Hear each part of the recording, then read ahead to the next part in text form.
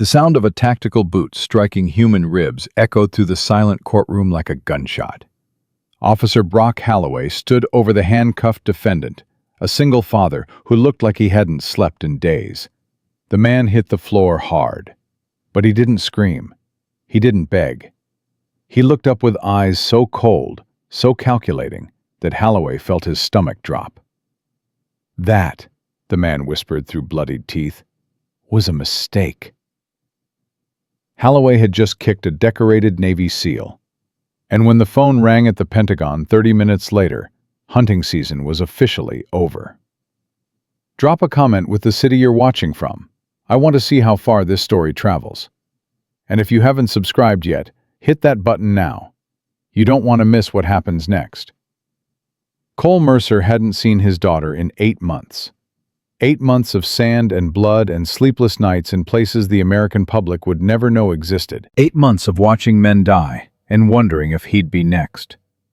8 months of holding on to one single thought that kept him breathing.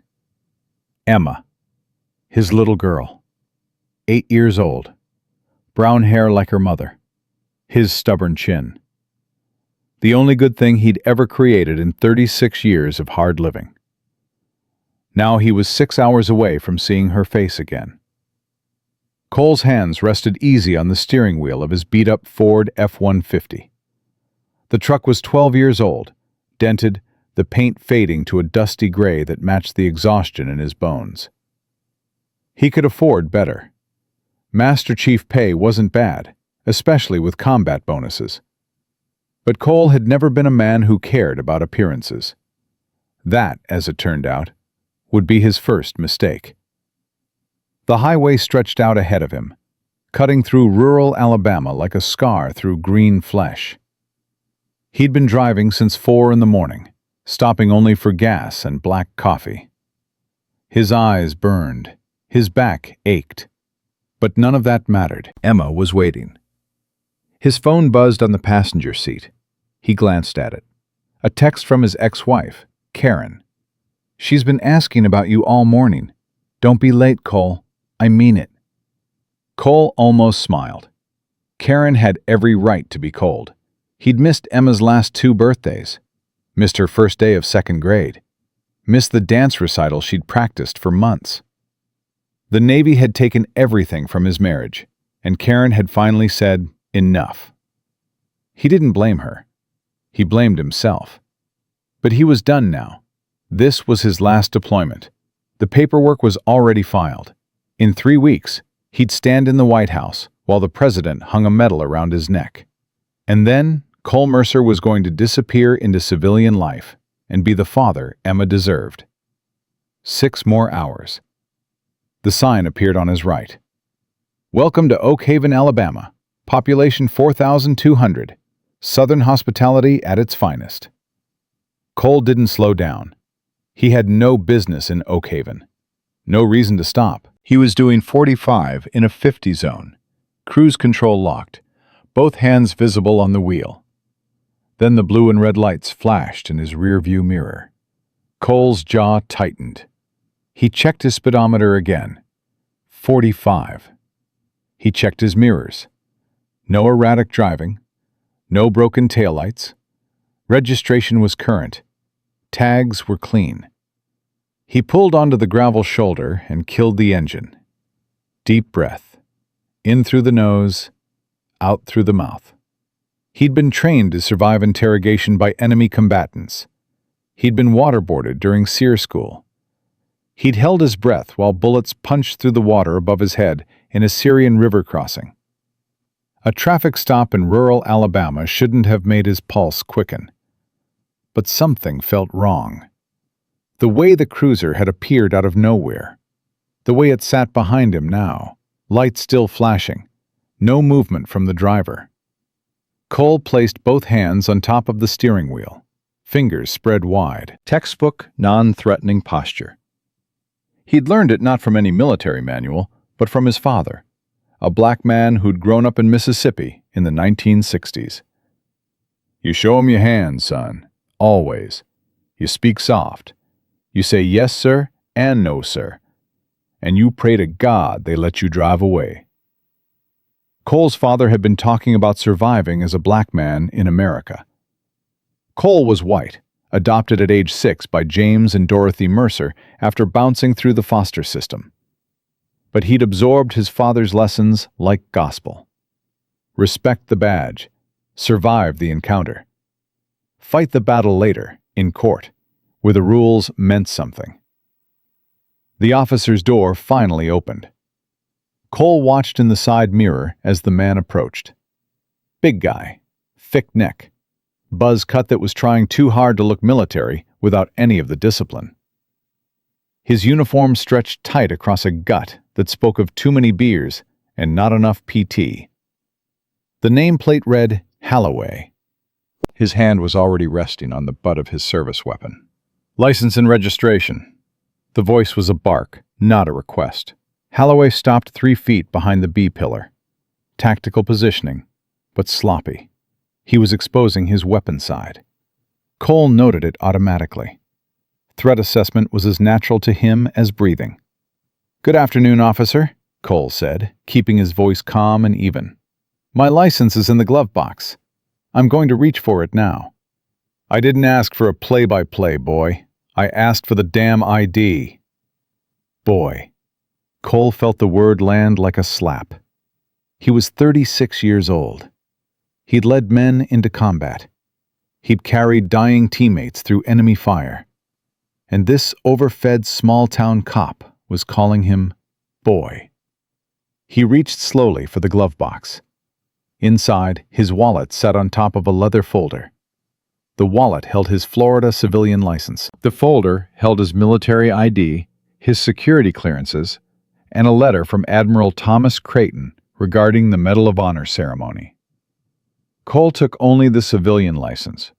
He didn't want to pull rank. He just wanted to get through Oak Haven and see his daughter. He handed the card out the window. Halloway snatched it, squinting at the text. Mercer. Cole Mercer. He pronounced it like an accusation. "You're a long way from Florida, Mercer." "Just passing through, officer." "Passing through?" Halloway leaned down, putting his face inches from Cole's window. The smell of stale coffee and chewing tobacco wafted into the cab. "You know why I pulled you over?" "No, sir. I was doing 45. "You swerved. Crossed the center line. I suspect you're under the influence." Cole's eyes narrowed slightly. He hadn't swerved. The accusation was a lie, lazy and blatant. "I haven't been drinking, officer. I'm happy to take a breathalyzer." Halloway chuckled. It was a wet, ugly sound. "Oh, we don't need that. I can smell it on you." "Officer, I'm a recovering alcoholic. 8 years sober. I don't drink." "Yeah, and I'm the Pope. Step out of the vehicle." Cole calculated. He could have Halloway disarmed and unconscious in under 2 seconds. He could break the man's wrist, crush his windpipe, and be back on the road before the dispatch radio crackled. But that was the old life. That was the war. Here, on American soil, the rules of engagement were different.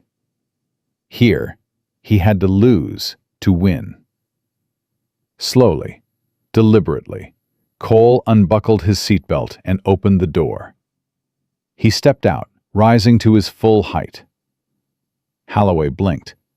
The drifter he'd pulled over was built like a tank. 6'2" of solid muscle coiled under a worn gray t-shirt. Shoulders that looked like they could carry the world. Hands that had clearly seen violence. For just a moment, uncertainty flickered across Halloway's face.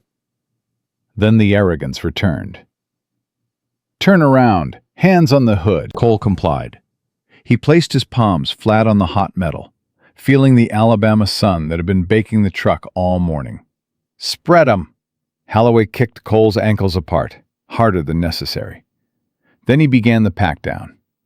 His hands were rough, invasive, lingering in places that had nothing to do with searching for weapons. Cole breathed. In for 4, hold for 4, Out for 4. This man wanted a reaction. He was looking for an excuse.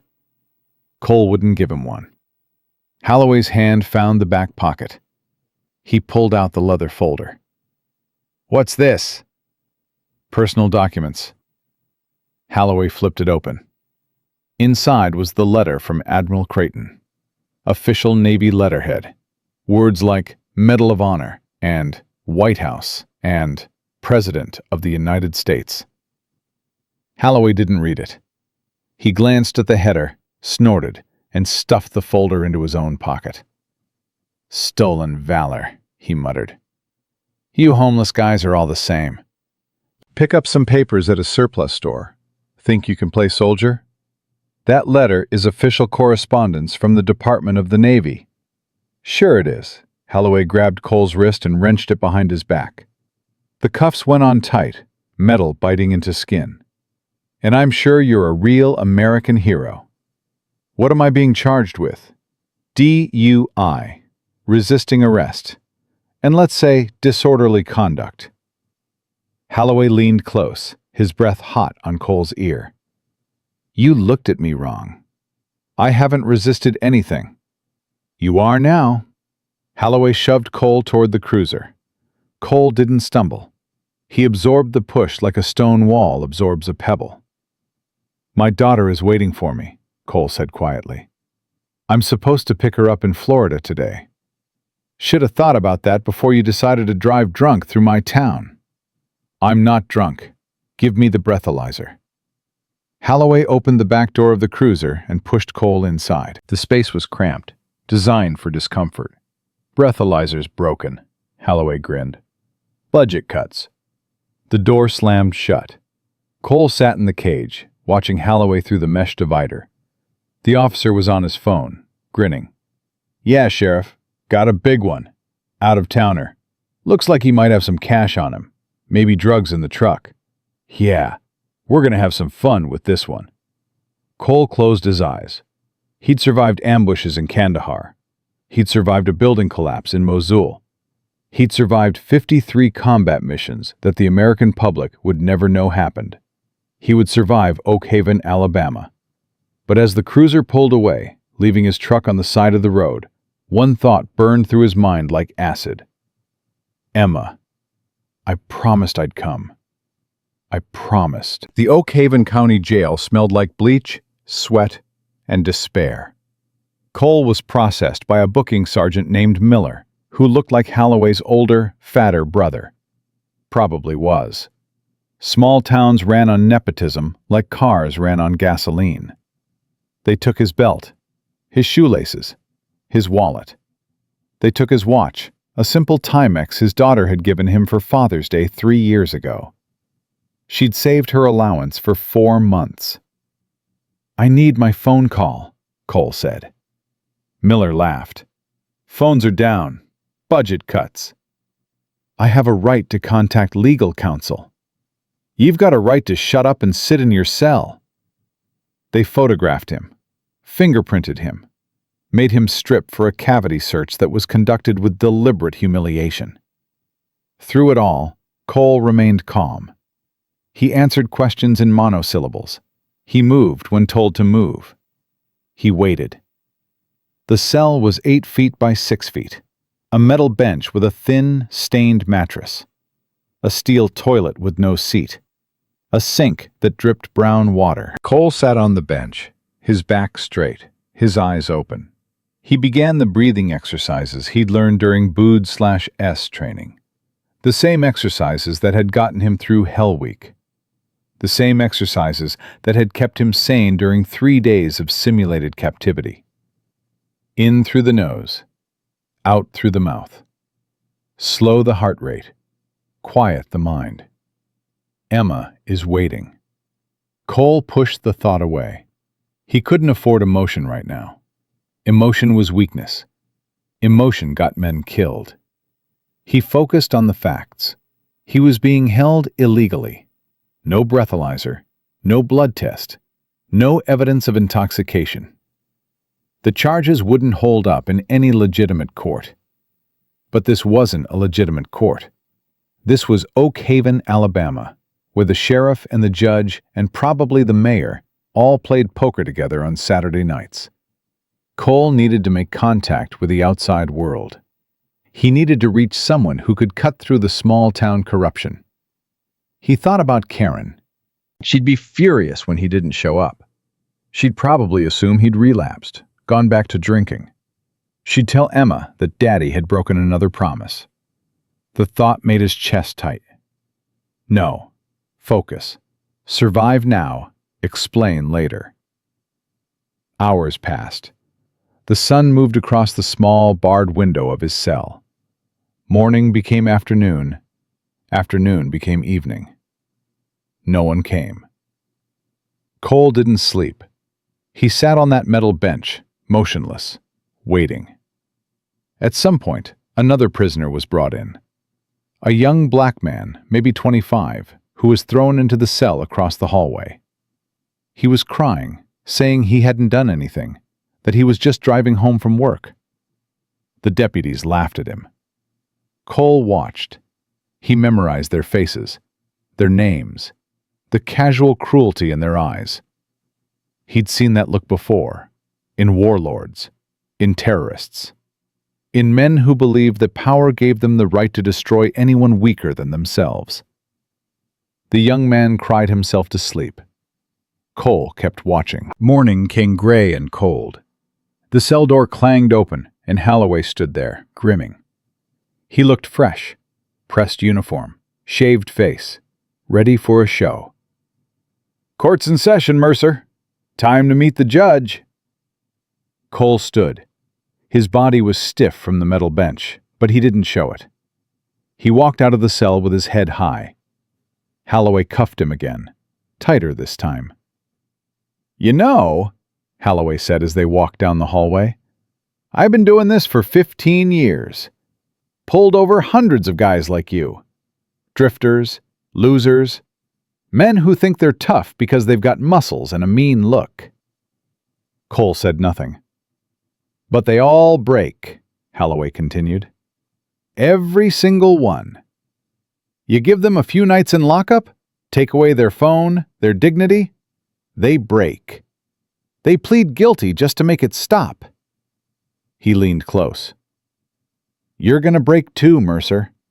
And when you do, I want you to remember this moment. Remember that I told you it was coming." Cole turned his head slightly. "Officer Holloway," he said quietly, "you have no idea what I've survived." Something in Cole's voice made Holloway's grin falter, just for a second.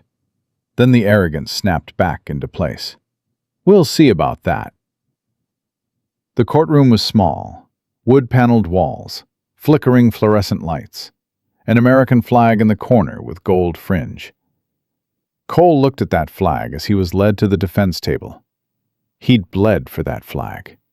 He'd watched friends die for it. He'd given 18 years of his life to protecting everything it represented. And now, in this cramped courtroom in rural Alabama, it was being used as a prop for a corrupt judge. A young woman sat at the defense table, frizzy hair, exhausted eyes, a stack of disorganized files in front of her. "Mr. Mercer?" she whispered as he sat down, still cuffed. "I'm Sarah Jenkins, your public defender." Look, I just got your file 5 minutes ago. What do the charges say? Sarah glanced at the paper. DUI, resisting arrest, assault on an officer. Assault? Holloway claims you took a swing at him during the traffic stop. Cole's jaw tightened. "I never touched him." Sarah looked at him. Really looked. She'd defended hundreds of drifters, addicts, petty criminals. She knew when a client was lying. This man wasn't lying. "Okay," she said slowly, "but I have to tell you, Judge Reynolds and Holloway go way back. Reynolds is up for re-election. He likes being tough on crime. They're going to push for maximum sentencing. I'm not pleading guilty to something I didn't do. Mr. Mercer, if you don't plead out, you could be looking at 2 years, maybe more. I have a daughter. She's 8 years old. Her name is Emma. She's waiting for me in Florida right now." Cole's voice was steady, but his eyes burned with something Sarah had never seen in a defendant before. I promised her I would come. I am not pleading guilty. Before Sarah could respond, the bailiff's voice boomed through the room. All rise. The Honorable Judge Jeremiah Reynolds presiding. The door behind the bench opened, and Judge Reynolds swept in. He was a man in his 60s, silver hair, face like carved granite, eyes like a snake watching a mouse. He didn't look at the files. He looked at the clock. Case number 4928, Reynolds droned. State versus Cole Mercer. Charges: DUI, resisting arrest, assault on a law enforcement officer. How does the defendant plead? Sarah stood. Not guilty, Your Honor. Reynolds peered over his spectacles at Cole. Not guilty. He said it like the words were a joke. Officer Holloway's report is quite detailed. Says you were belligerent. Says you threatened him. The report is a fabrication, Your Honor. Every head in the courtroom turned. Cole had spoken without permission. His voice carried to the back of the room without shouting. It was the voice of a man who was used to being heard. Reynolds' face reddened. I did not give you permission to speak. With respect, Your Honor, I am speaking. Cole's eyes never left the judge. I requested a breathalyzer test. It was denied. I requested a blood test. Denied. I requested my phone call for legal counsel. Denied 3 times. I have been held for over 24 hours without access to the rights guaranteed to me by the Constitution of the United States. The courtroom went dead silent. A drifter, citing the Constitution, to Judge Reynolds. From the witness stand, Holloway laughed nervously. He's a jailhouse lawyer, Judge. Probably picked up some fancy words watching TV. Mr. Mercer, Reynolds said, his voice dripping with venom. In this county, my word is the law. You think you can waltz into my courtroom after assaulting one of my officers and lecture me about rights? I am an American citizen, Cole said, and I serve the United States Navy. I demand to contact my commanding officer. Reynolds leaned back, his eyes narrowed. Navy? He laughed. You look like a homeless drifter. Stolen valor is a crime, son. Maybe I should add that to the charges. Check my wallet, Your Honor. My military identification is behind my civilian license. Holloway's face went pale. He'd checked the wallet. He'd seen the Florida license, but he hadn't looked behind it. Reynolds glanced at Holloway. Brock, did you verify his identification? I saw his license, Judge. He's lying. Just trying to stall. Reynolds waved his hand dismissively. Bail is set at $50,000. The defendant is remanded to custody pending trial. Your Honor, Sarah protested, standing up. $50,000 for a DUI? That's grossly excessive. He assaulted an officer, Reynolds snapped, and he's clearly a flight risk. Sit down, Miss Jenkins. Cole looked at Holloway. The officer was relaxing now, the color returning to his face. He thought he was safe. Officer Holloway, Cole said calmly, you took a letter from my pocket during the traffic stop. A letter from Admiral Thomas Creighton regarding an upcoming ceremony. Where is it? Holloway froze. He remembered the letter. He'd crumpled it up, thrown it in the trash can outside the station. I don't know what you're talking about. You are in a court of law, officer. I suggest you think carefully before you lie again. I said I don't. That letter, Cole interrupted, was official correspondence from the Department of the Navy regarding my Medal of Honor ceremony, the one being held at the White House in 3 weeks. The murmur that went through the courtroom was electric. Medal of Honor. White House.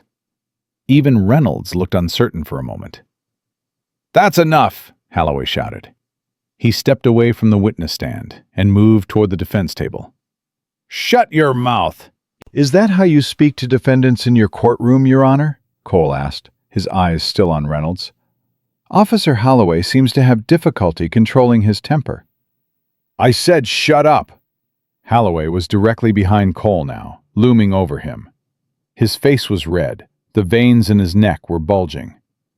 Cole turned to look at him, and what Holloway saw in those eyes made him step back. There was no fear, no anxiety, no anger. There was nothing but calm, absolute certainty. It was the look of a predator watching prey stumble into a trap. Holloway had seen that look once before, in the eyes of a wolf at the county zoo. The animal had watched him through the fence with patient, knowing eyes. Eyes that said, "If this barrier wasn't here, you would already be dead." Cole Mercer had the same eyes. And suddenly, Holloway understood that he had made a terrible mistake. But the understanding came too late.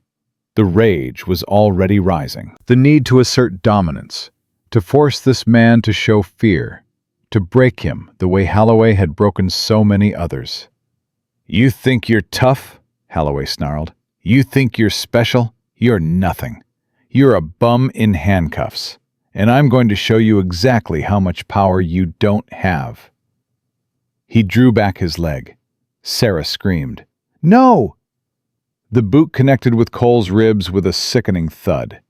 The force knocked the chair backward. Cole hit the floor hard, his skull bouncing off the wooden planks, his cuffed hands trapped beneath him. The courtroom erupted. People stood. Someone shouted. Sarah Jenkins pressed her hands over her mouth in horror. Holloway stood over Cole, breathing hard, his leg still raised. He'd done it. In front of the judge, in front of witnesses, in open court. Judge Reynolds gaped for a moment, then quickly recovered. "The defendant lunged at Officer Holloway," Reynolds announced loudly. "The officer was defending himself. Let the record show." But no one was looking at the judge. Everyone was looking at the man on the floor. Cole Mercer lay there, blood trickling from a cut on his lip where he'd bitten it. His ribs screamed with pain. At least one of them cracked, maybe two. But he didn't scream. He didn't cry. He didn't beg. Slowly, deliberately, he rolled onto his side. He looked up at Holloway, and he smiled. It wasn't a friendly smile. It wasn't a broken smile. It was the smile of a man who had just watched his enemy make the worst mistake of his life. "That," Cole whispered, his voice carrying through the suddenly silent courtroom, "was a mistake." Holloway felt his blood turn to ice. Two deputies rushed forward, grabbing Cole under the arms, hauling him to his feet. They dragged him toward the side door, toward the holding cells. As they pulled him past Holloway, Cole turned his head. "You have no idea what's coming for you," he said quietly. "But you will. Soon." The door slammed shut behind him. Holloway stood in the middle of the courtroom, his boots still raised, his heart pounding. For the first time in 15 years on the force, he felt afraid. The cell door slammed shut with a sound like a coffin lid closing. Cole lay on the thin mattress, his breathing shallow and controlled. Each inhale sent fire through his left side. The kick had done damage. 2 ribs, maybe 3, were cracked. Not broken clean through, or he'd be coughing blood, but bad enough that moving was agony. He'd felt worse. A building collapse in Mosul had left him with 4 broken ribs and a punctured lung. He'd still managed to drag 2 wounded teammates half a mile to extraction. This was nothing. But the anger was something else entirely. Cole had spent 18 years learning to control his emotions. Rage was a liability in combat. It made you sloppy. It got people killed. He'd trained himself to feel nothing in the moment, to process everything later, in the quiet hours when the mission was done. But lying there on that stained mattress, listening to the distant laughter of deputies down the hall, Cole felt something he hadn't felt in years. He felt the wolf waking up. Not yet, he told himself. Not yet. There's a time and a place. This isn't it. He focused on his breathing. In through the nose, hold. Out through the mouth. Slow the heart rate. Quiet the mind. Emma. Her face appeared behind his closed eyes. 8 years old, gap-toothed smile. The way she laughed when he tickled her feet. The way she said "daddy" like it was the most important word in the English language. She was waiting for him. Right now, at this very moment, she was probably sitting by the window, watching for his truck to pull into the driveway. And he wasn't coming. Cole opened his eyes. He would get out of this. He would see his daughter again. And when he did, the men who had put him in this cell would answer for what they'd done. But first, he needed to survive. Hours passed. The sun moved across the small barred window, painting shadows on the concrete floor. Cole didn't sleep. He lay still, conserving energy, letting his body heal as much as it could. Footsteps approached. Not the heavy stomp of Holloway or the deputies. Something lighter, hesitant. Keys rattled. The cell door swung open. Sarah Jenkins stood in the doorway, clutching a worn briefcase to her chest like a shield. Her face was pale. Her eyes were red-rimmed, like she'd been crying. "Deputy," she said to the guard behind her, her voice steadier than Cole expected. "I need to speak with my client regarding his plea options. Privately." "5 minutes," the guard grunted, "and don't pass him nothing." Sarah stepped into the cell. The door clanged shut behind her. For a long moment, she just stood there, staring at the man on the mattress, at the dark bruise spreading across his jaw, at the way he held his arm against his ribs. "Oh my God," she whispered. "Mr. Mercer, I am so sorry. I've seen them be rough before, but that, in front of the judge, in open court, it's what they do when they think no one's watching." Cole sat up slowly, wincing. "Even when everyone is watching. I'm going to file a motion. I'll report this to the state bar, the ACLU. Sarah." Cole's voice was quiet but firm. "Stop." She stopped. "You know as well as I do that none of that will work. Reynolds owns this town. He'll bury any complaint before it reaches anyone who matters." Sarah's shoulders sagged.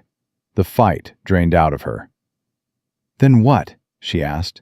"What do we do? They're going to keep you here for months. They'll pile on charges until you plead guilty just to make it stop. I've seen it happen 100 times. Tell me about them." "What?" "Reynolds, Holloway, the sheriff. Tell me how it works." Sarah glanced at the door, then sat down on the edge of the mattress, keeping her voice low. "It's a machine," she said. "Reynolds has been judge here for 22 years. His brother-in-law is Sheriff Miller. Holloway is Miller's nephew. The prosecutor, the bailiff, half the deputies. They're all connected. Family, friends, business partners. And the arrests? They target outsiders, drifters, people passing through who look like no one will come looking for them." Sarah's voice cracked. "They find reasons to pull them over, make up charges, set bail so high they can't pay. Then they keep them in county lockup for months while they await trial." "Who profits?" Sarah hesitated. "Who profits, Sarah?" "Reynolds owns a company called Sentinel Corrections. They have a contract with the state to manage the county jail. They get paid per prisoner, per day. The longer someone stays locked up, the more money flows into Reynolds' pocket." Cole absorbed this. His mind was working now, fitting pieces together like he was planning an operation. And the property? My truck? Asset forfeiture. They'll claim it was used in the commission of a crime. They'll seize it, auction it off, keep the proceeds. Your cash, your belongings, everything.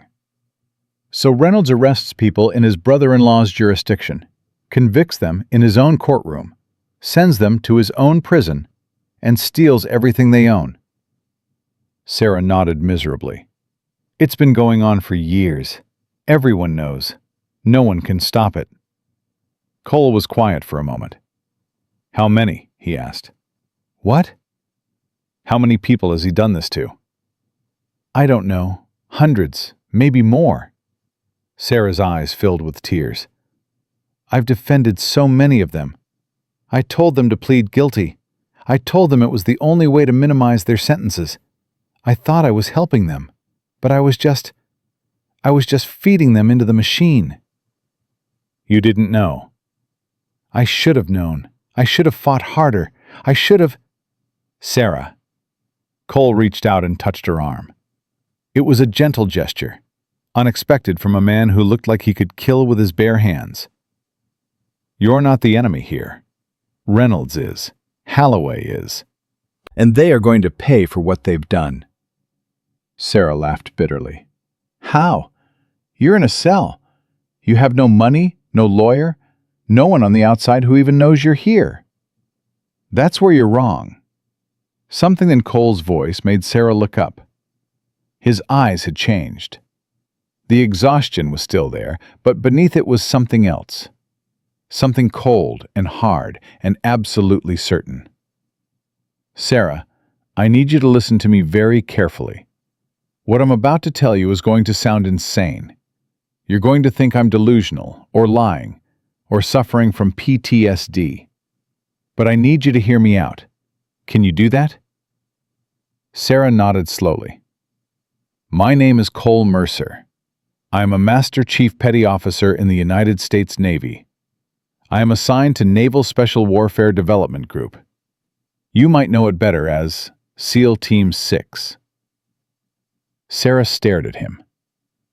I have been on active duty for 18 years. I have completed 53 combat deployments in locations I am not legally permitted to discuss. I hold the highest security clearances available to non-flag officers. Mr. Mercer, I'm not finished. Cole's voice was steady.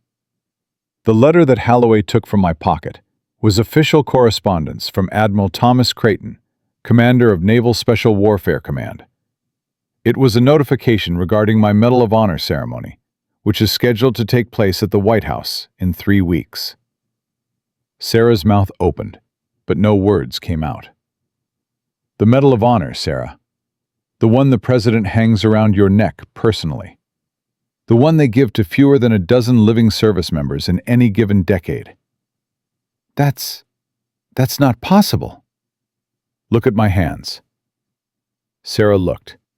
She saw the scars, the calluses, the knuckles that had clearly been broken and healed multiple times. Look at my eyes. She looked, and for the first time, she really saw him. Not a drifter, not a vagrant, not another victim of Reynolds' machine. She saw a warrior. Oh my God, she breathed. You're telling the truth. I'm telling the truth. They arrested, they beat, oh my God. Sarah stood up, pacing the tiny cell, her hands pressed against her temples. Do you understand what this means? If they've done this to you, a Medal of Honor. They didn't know who I was. I didn't tell them. I just wanted to pass through. I just wanted to see my daughter. Your daughter? Emma. She's 8. She's waiting for me in Florida. I was supposed to pick her up yesterday. Cole's voice caught, just for a second. She already thinks I abandoned her once, when I deployed. I promised her I would never leave again. And now... Sarah stopped pacing. She looked at this man, this warrior, this hero, and she saw something she hadn't expected. She saw a father, heartbroken, desperate, willing to do anything to keep his promise to his little girl. "What do you need me to do?" she asked. Cole recited a phone number. "Memorize this. Don't write it down." Sarah repeated it back to him twice until she had it locked in her memory.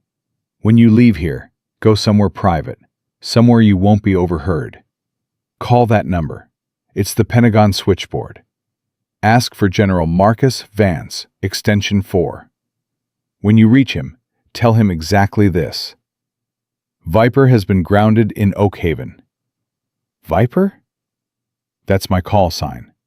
Vance will know what it means." "And then what?" "Tell him everything. The arrest, the charges, the kick in open court, the rigged system. Tell him I'm being held illegally, without access to counsel, without my constitutional rights. Tell him they stole federal correspondence from my person." Sarah's heart was pounding. "What will he do?" Cole smiled. It was a cold, hard smile. The smile of a man who had just laid a trap. "General Vance is the Deputy Commander of Joint Special Operations Command. He has the authority to deploy military assets anywhere in the continental United States on 4 hours' notice." Cole paused. "He's also my godfather. He was best man at my parents' wedding. He taught me how to fish when I was 7 years old." Sarah felt dizzy. "You're saying—" "I'm saying that when you make that call, you're going to set in motion a chain of events that will bring the full weight of the United States military down on this town." Cole's eyes burned. "Reynolds thinks he's untouchable. Holloway thinks he can beat handcuffed men in open court and face no consequences. They're about to learn how wrong they are." "Time's up!" the deputy banged on the bars. Sarah jumped. She looked at Cole, her face a mixture of terror and hope. "Make the call, Sarah. Burn it down." The cell door opened. Sarah gathered her briefcase with trembling hands. "I'll do it," she whispered. "I'll make the call." "Sarah," she turned back. "Thank you for believing me." Sarah Jenkins walked out of that cell a different woman than the one who had walked in. She had spent 3 years as a public defender, watching the system chew up the innocent and spit them out broken. She had learned to accept it, to survive within it, to tell herself that she was doing the best she could. But now, for the first time, she saw a chance to actually change something. She didn't go back to her office. She didn't stop at the front desk. She walked straight out of the courthouse, got into her beat-up Honda Civic, and drove 3 blocks to a gas station on the edge of town. Her hands were shaking so badly that she dropped her phone twice before she could dial the number. Ring, ring. "Pentagon switchboard, secure line. How may I direct your call?" Sarah's throat went dry. It was real. The number was real. "I need to speak to General Marcus Vance," she managed. "Extension 4. Authorization code?" "I don't have one, but I have a message. From Cole Mercer. He said to tell you, Viper has been grounded." Silence. 5 seconds. 10 seconds. An eternity. "Hold the line, ma'am. Do not hang up. We are tracing your location for verification." Sarah's eyes went wide. Tracing? They were tracing her? A click. A new voice came on the line. Deep, gravelly, radiating authority. "This is General Vance.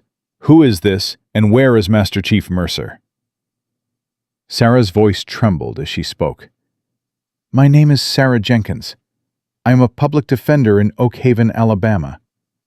Cole Mercer is in the county jail. He's been arrested." "Arrested?" The general's voice dropped. It wasn't anger. It was something far more dangerous. "On what charges?" "DUI, resisting arrest, assault on an officer. But General, it's all fabricated. He wasn't drunk. He didn't resist. And today, in court, the arresting officer, he kicked Cole while he was handcuffed to a chair, in front of the judge, in front of everyone. He did what? He kicked him, sir, in the ribs. Cole went down. He's hurt. And the judge, he covered it up. Said Cole lunged at the officer. But that's a lie. Everyone in that courtroom saw what really happened. The silence on the other end of the line was absolute. Sarah could hear her own heartbeat pounding in her ears. Is he badly injured? Bruised ribs, maybe cracked. He's in pain, but he's calm. Scary calm. Yeah. For the first time, there was something almost like affection in the general's voice. He does that. General, there's more. This town, it's corrupt. The judge owns the private prison company. They target people who look like no one will come looking for them. They make up charges, seize their property, lock them away. They've been doing it for years. Cole thinks they were going to do the same thing to him. They thought he was a drifter. Yes, sir. They thought nobody would come looking. Yes, sir. Another long pause. Miss Jenkins, listen to me very carefully. You have done your country a service today. A service you may not fully understand for some time. Go back to your office. Go home. Do not return to the jail. Do not speak to the sheriff or any of his deputies. Do not mention this phone call to anyone. What are you going to do? We're coming to get him, General Vance said. And God help anyone standing in our way. The line went dead. Sarah sat in her car, staring at the phone in her hand. She had just called the Pentagon. She had just spoken to a general. She had just set something in motion that she couldn't begin to comprehend. Her hands were still shaking. But for the first time in 3 years, Sarah Jenkins felt something she had almost forgotten. She felt hope. Back in the Oak Haven County Jail, Cole Mercer lay on his mattress and waited. He knew Sarah had made the call. He could feel it in his bones, the way he could always feel when an operation had reached the point of no return. The clock was ticking now. Holloway didn't know it yet. Reynolds didn't know it. Sheriff Miller didn't know it. They were going about their evening, laughing, drinking, congratulating themselves on another successful arrest. They had no idea that somewhere, hundreds of miles away, very serious men were looking at maps of Oak Haven, Alabama. They had no idea that phone calls were being made, orders were being issued, assets were being mobilized. They had no idea that they had just poked a sleeping giant. And the giant was waking up, angry. Cole closed his eyes. He thought about Emma, about the promise he had made, about the father he was determined to be. Hold on, baby girl, he thought. Daddy's coming. And nobody is going to stop me. The night passed slowly. The cell was cold. The mattress was thin. Every breath sent pain shooting through Cole's ribs. But he smiled in the darkness, because he knew what was coming. And he couldn't wait to see the look on Holloway's face when it arrived. Sheriff Buford Miller was having the best evening he'd had in months. He sat in his office with his boots up on the desk, a glass of bourbon in one hand and a cigar in the other. Across from him, Holloway was recounting the courtroom incident for the third time, each telling more embellished than the last. And then I just let him have it, Holloway said, grinning wide. Right in the ribs. You should have seen his face, Sheriff. Big, tough guy. Thought he was something special. Went down like a sack of potatoes. In front of Reynolds? Miller wheezed with laughter. In open court? Damn straight. And Reynolds covered for me. Said the guy lunged. Put it right in the record. That's my boy. Miller raised his glass. That's how we do things in Oak Haven. Out-of-towners need to learn their place. His truck's worth at least 40 grand, Holloway continued. Late model F-150, low miles. Plus whatever cash he's got.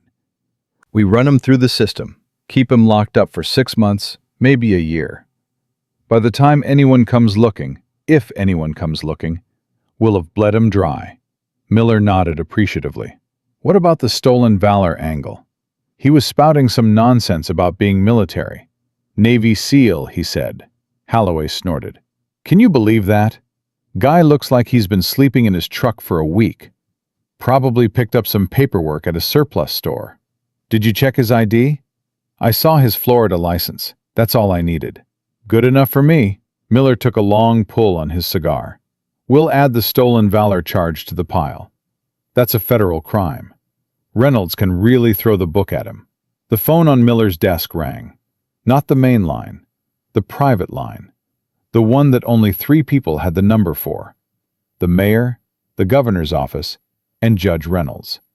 Miller frowned, setting down his bourbon. Yeah? Sheriff Miller? The voice on the other end was unfamiliar. Young. Nervous.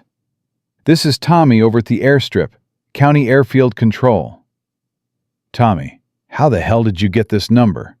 Sir, I called the main line, but nobody answered. I had to look this number up in the emergency contacts. Sheriff, something's happening. Something big. Miller sat up straighter. What are you talking about? I just got a priority override from the FAA, Federal Aviation Administration, sir. They've cleared a flight path into our airspace. Military signatures. 3 Black Hawk helicopters and a C-130 Hercules transport. They're not responding to my hails. They just broadcast a Priority 1 code. Military? Miller looked at Holloway, who had stopped smiling. It's probably just a training exercise. National Guard doing a flyover or something. Sheriff, they're not flying over. They're descending. They're landing on Highway 9. That's 2 miles from your station. The line went dead. Miller stared at the phone in his hand. What was that? Holloway asked. Before Miller could answer, the building began to shake. It started as a low vibration, barely noticeable. Then it grew. A rhythmic thumping that rattled the windows. The coffee mugs on Miller's desk started dancing across the surface. Thump. Thump. Thump. What the hell? Holloway moved to the window. 3 black shapes roared over Main Street, so low that Miller could have sworn he felt the downdraft in his bones. The sound was deafening, not the distant drone of a passing aircraft. This was close.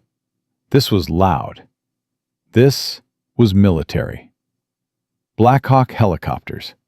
No markings except faint gray numbers on the tails. They circled the town square like vultures, their rotors chopping the air with violent precision. The door to Miller's office burst open. Deputy Cletus, a kid barely out of high school who usually manned the front desk, stumbled in. His face was white as chalk. Sheriff, you gotta come outside. You gotta see this. Miller grabbed his hat and his gun belt. Holloway was already moving, his hand on his service weapon. They pushed through the front doors of the station and stopped dead. Main Street looked like it had been invaded. Coming down the road was a convoy unlike anything Miller had ever seen outside of a war movie. 4 black SUVs with government plates led the way, red and blue strobes flashing in their grills. Behind them rumbled an armored troop carrier, the kind Miller had only seen on the news during overseas deployments. And flanking the whole procession were 2 military Humvees with gunners in the turrets. The guns weren't pointed at anything, yet, but the threat was clear. What in the name of God? Miller breathed. The convoy screeched to a halt directly in front of the station. Doors flew open before the vehicles had even stopped moving. And then Miller saw them. Men in full tactical gear. Helmets, body armor, automatic rifles held at the low ready. They moved with a precision that made Miller's deputies look like children playing dress-up. But it wasn't the tactical team that made Miller's blood run cold. It was the man who stepped out of the lead SUV. He was wearing the navy dress blue uniform, the kind you only saw at formal ceremonies and funerals. The gold stripes on his sleeve went all the way up. Admiral's insignia gleamed on his collar. His face looked like it had been carved from granite and resentment.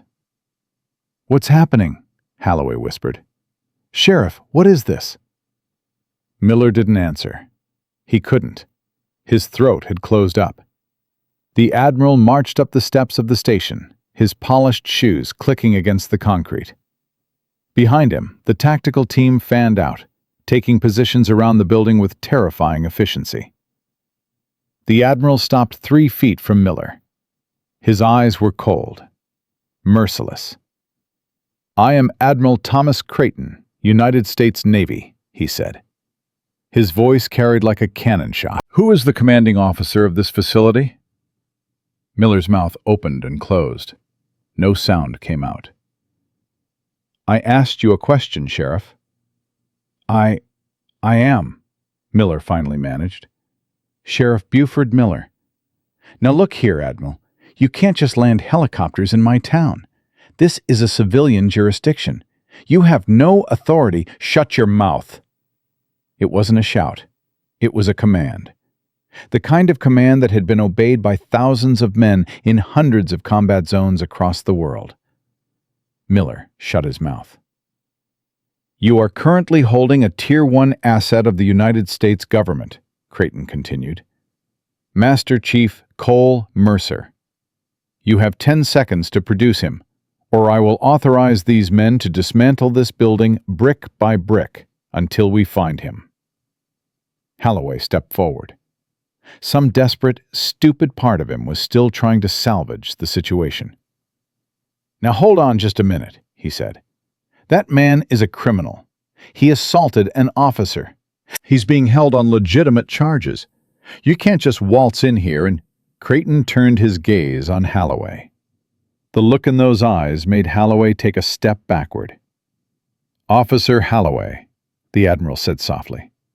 "I presume—" "Yeah, that's me. And I don't care who you are. You can't—" "The one who kicks handcuffed men in open court?"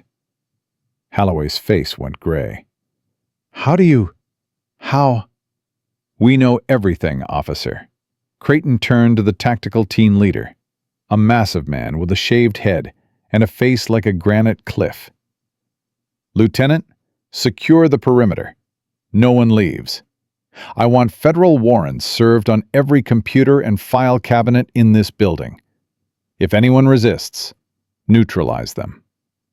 "Yes, sir." The team moved. Not ran, not walked. Moved. Like water flowing around obstacles. Like shadows given form and purpose. They swept past the stunned deputies and into the station. Within seconds, Miller could hear shouting from inside. The sounds of keyboards being seized, file cabinets being opened. "Where is he?" Creighton demanded. Miller's resistance crumbled. Whatever bluster he'd had, whatever sense of power and authority, evaporated like morning dew. "Cell block," he said weakly. "Cell 4. Back hallway. Lead the way, and pray to whatever God you believe in that he's in one piece. Because if he has so much as a scratch that wasn't there when he entered this county, your life as a free man is over." They marched through the station. Miller led, his legs barely working. Creighton walked behind him, and behind Creighton came 2 of the tactical operators, their rifles up, their eyes scanning every corner. Deputies were being pushed against walls, disarmed, flex-cuffed. Some were crying.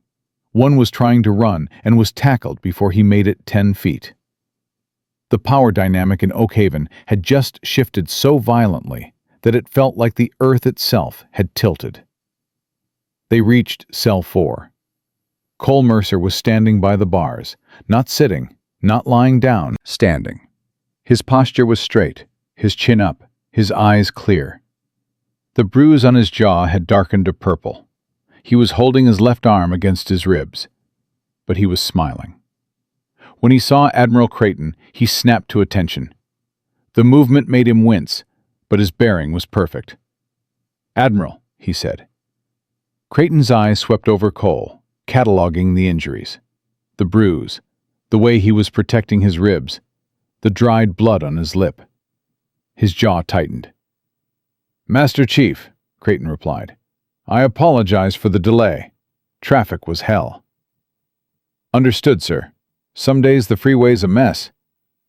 Creighton turned to Cletus, who was cowering behind the other deputies, a ring of keys clutched in his trembling hands. "Open it." Cletus fumbled with the keys, dropped them, picked them up, finally found the right one. The cell door swung open. Cole stepped out. He moved slowly, carefully, but his eyes were already scanning the hallway. They landed on Holloway. The officer was being held by two of the SEAL operators. His face was slick with sweat. His eyes were wild with fear. The arrogant bully who had kicked a handcuffed man in open court was gone. In his place was a terrified child who had just realized he had made the worst mistake of his life. Cole walked toward him. The operators didn't stop him. Creighton didn't stop him. No one moved. Cole stopped directly in front of Holloway, close enough to touch. "I didn't know," Holloway whispered. His voice cracked. "I didn't know who you were. I thought you were just—" "Just what?" Cole asked quietly. "A drifter? A vagrant? Someone no one would miss?" Holloway's mouth opened. No words came out. "Let me tell you something, officer." Cole's voice was soft, conversational. Somehow, that made it more terrifying than if he had been screaming. "In 18 years of service, I have been shot 4 times. I have been stabbed twice. I have been beaten, waterboarded, and left for dead in a collapsed building in Mosul, with 4 broken ribs and a punctured lung." Holloway was trembling now. "I have watched friends die in my arms. I have carried their bodies through enemy fire. I have done things that would give you nightmares for the rest of your pathetic life." Cole leaned closer. "And in all of that, in all of those years, I never once broke.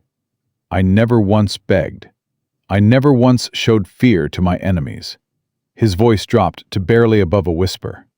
"You had me handcuffed to a chair in a courtroom, defenseless, and you still couldn't break me. What does that tell you about yourself, Officer Holloway?" Holloway's knees buckled. If the operators hadn't been holding him, he would have collapsed. Cole turned away. "Admiral," he said, his voice returning to normal, "I request permission to retrieve my personal effects. Specifically, a letter regarding the ceremony." Creighton nodded. "The letter Holloway threw in the trash?" "Yes, sir." Creighton turned to his team leader. "Lieutenant, tear this place apart. Find it." "Aye, sir." As the operators fanned out, the front doors of the station opened again. A man in a sharp suit walked in, carrying a leather briefcase.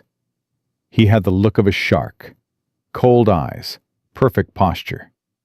The kind of man who destroyed lives with paperwork instead of bullets. "Admiral," the suit said. "Commander David Price, JAG Corps. We just served the electronic warrant on the dashcam footage from Officer Holloway's cruiser." Miller's head snapped up. "That footage was deleted. There was a system error." "Not deleted well enough, Sheriff." Price's smile was thin and predatory. "Our tech team bypassed your system error in about 45 seconds. We have the full audio and video of the traffic stop." "What does it show?" Creighton asked. "No swerving, no erratic driving, no signs of intoxication, Mr. Mercer's vehicle was traveling at 45 miles per hour in a 50 zone. Price opened his briefcase and removed a tablet. "What it does show is Officer Holloway fabricating charges, conducting an illegal search, and threatening a United States citizen without cause or provocation. He tapped the tablet.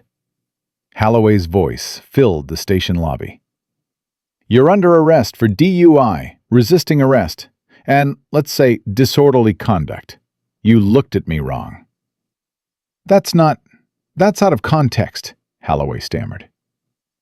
"There's also this." Price tapped again. A different recording.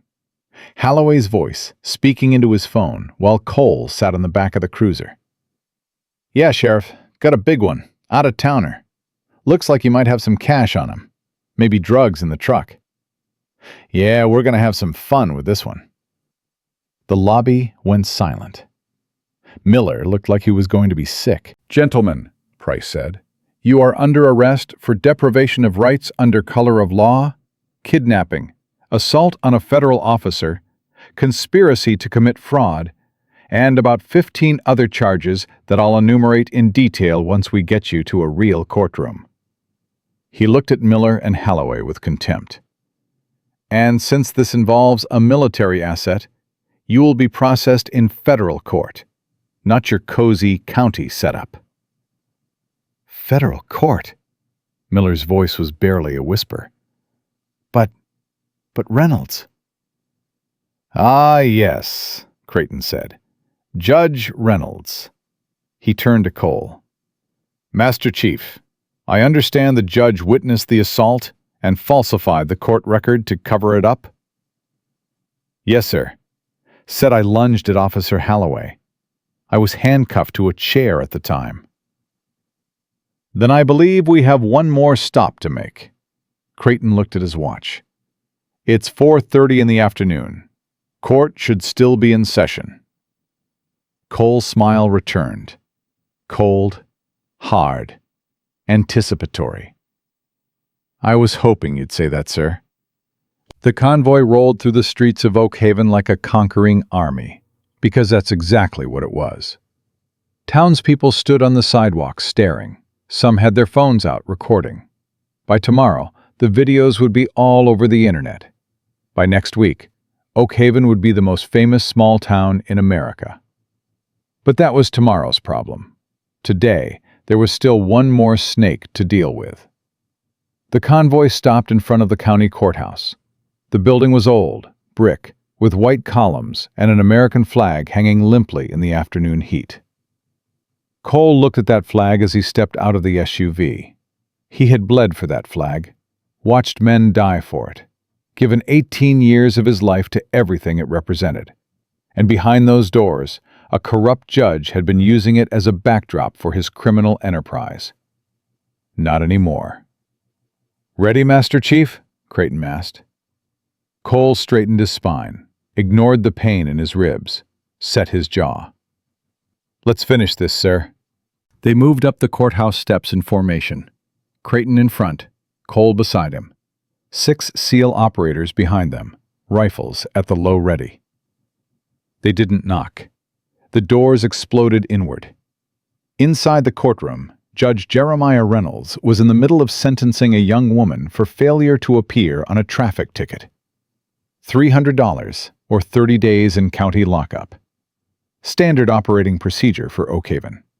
Find someone poor. Find someone desperate. Grind them down until there was nothing left to take.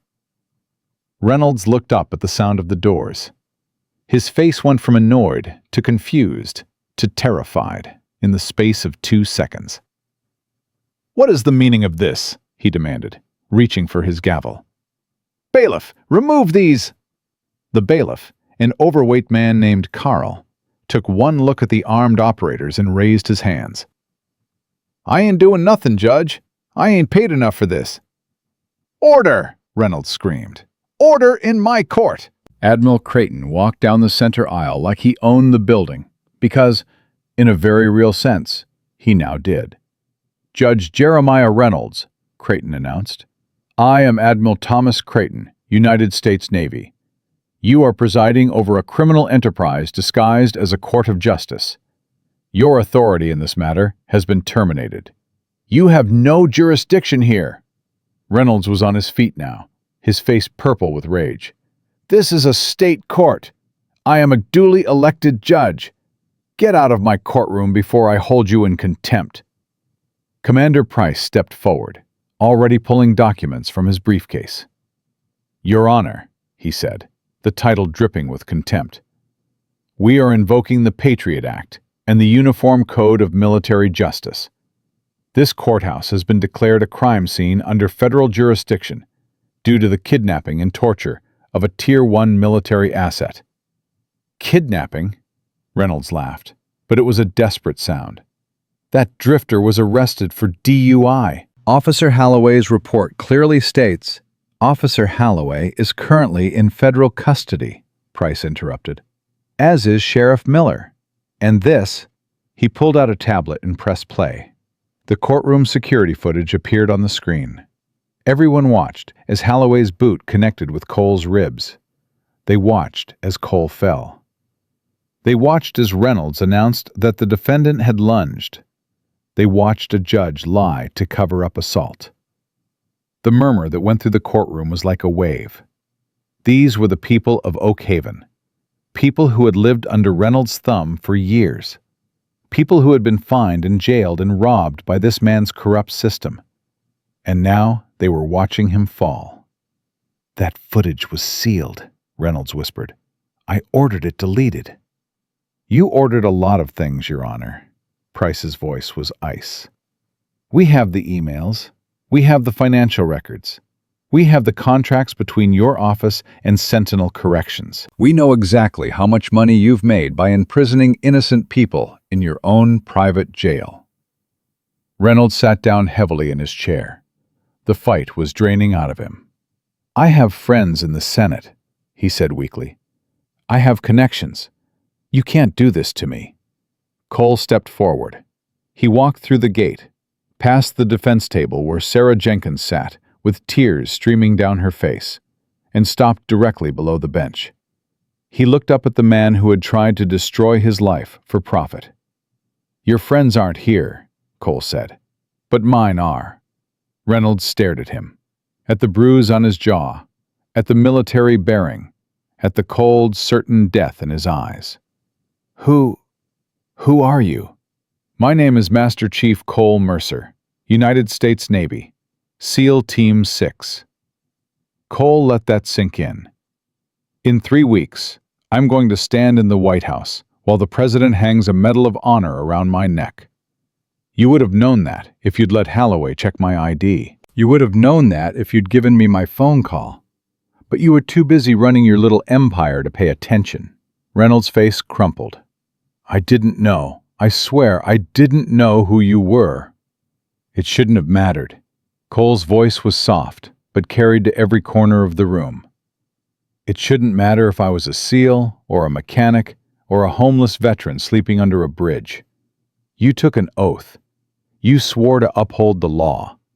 Instead, you used it as a weapon against the people you were supposed to protect." He turned to face the gallery. Dozens of faces staring back at him, afraid, hopeful, waiting. "How many?" Cole asked. "How many people in this room have been through your system? How many have lost their cars, their savings, their freedom because of you?" Hands went up. First one, then another, then a dozen. An old woman in the back stood up. "You took my husband's truck. He died in your jail waiting for trial. Heart attack. You said it was natural causes." A young man raised his hand. "I got 3 years for unpaid parking tickets. 3 years. Lost my job, lost my apartment, lost everything." More voices, more stories, a dam breaking. Cole turned back to Reynolds. "You're done," he said. "Your courthouse, your prison, your whole corrupt machine. It ends today." Admiral Creighton nodded to the operators. "Take him." 2 SEALs moved up the steps to the bench. Reynolds tried to scramble backward, tripping over his robes, knocking his gavel to the floor. "Don't touch me! I'm a judge! I have rights!" "So did they," Cole said, gesturing to the gallery. "So did I." The flex cuffs went on. Reynolds was dragged down from the bench, past the stunned attorneys, past the weeping public, past the American flag that he had used as a prop for his crimes. As they pulled him toward the door, he twisted around to look at Cole one last time. "This isn't over," he snarled. "I'll get lawyers. I'll fight this. You haven't won." Cole watched him go. "Yes," he said quietly. "I have." The courtroom erupted. People were standing, cheering, crying. After years of fear and silence, the dam had finally broken. Sarah Jenkins pushed through the crowd to reach Cole. Her face was wet with tears, but she was smiling. "You did it," she said. "I can't believe you actually did it." "We did it," Cole corrected. "You made the call. None of this happens without you." Sarah laughed, wiping her eyes. "I thought you were crazy.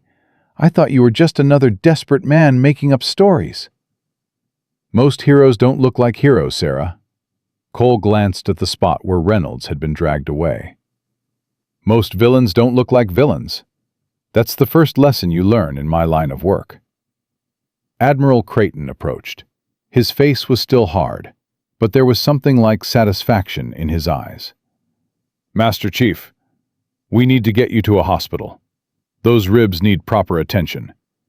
"With respect, sir, I have one more thing to do first." "What's that?" Cole pulled out a phone. One of the operators had retrieved his personal effects from the station, his wallet, his father's watch, and his cell phone. "I need to call my daughter," Cole said. "I need to tell her I'm coming." Creighton's face softened. "Take all the time you need, son. We're not going anywhere." Cole walked outside, leaving the chaos of the courtroom behind. The sun was setting over Oak Haven, painting the sky in shades of orange and pink. He dialed the number. His hands were steady. His heart was not. Ring, ring. "Hello?" Karen's voice. Cold, angry, hurt. "Karen, it's me." "Cole!" The anger intensified. "Where the hell are you? Emma's been crying for 2 days. She thinks you abandoned her again. I told you not to be late. I told you—" "Karen, stop, please. Just listen." Something in his voice made her pause. "What happened?"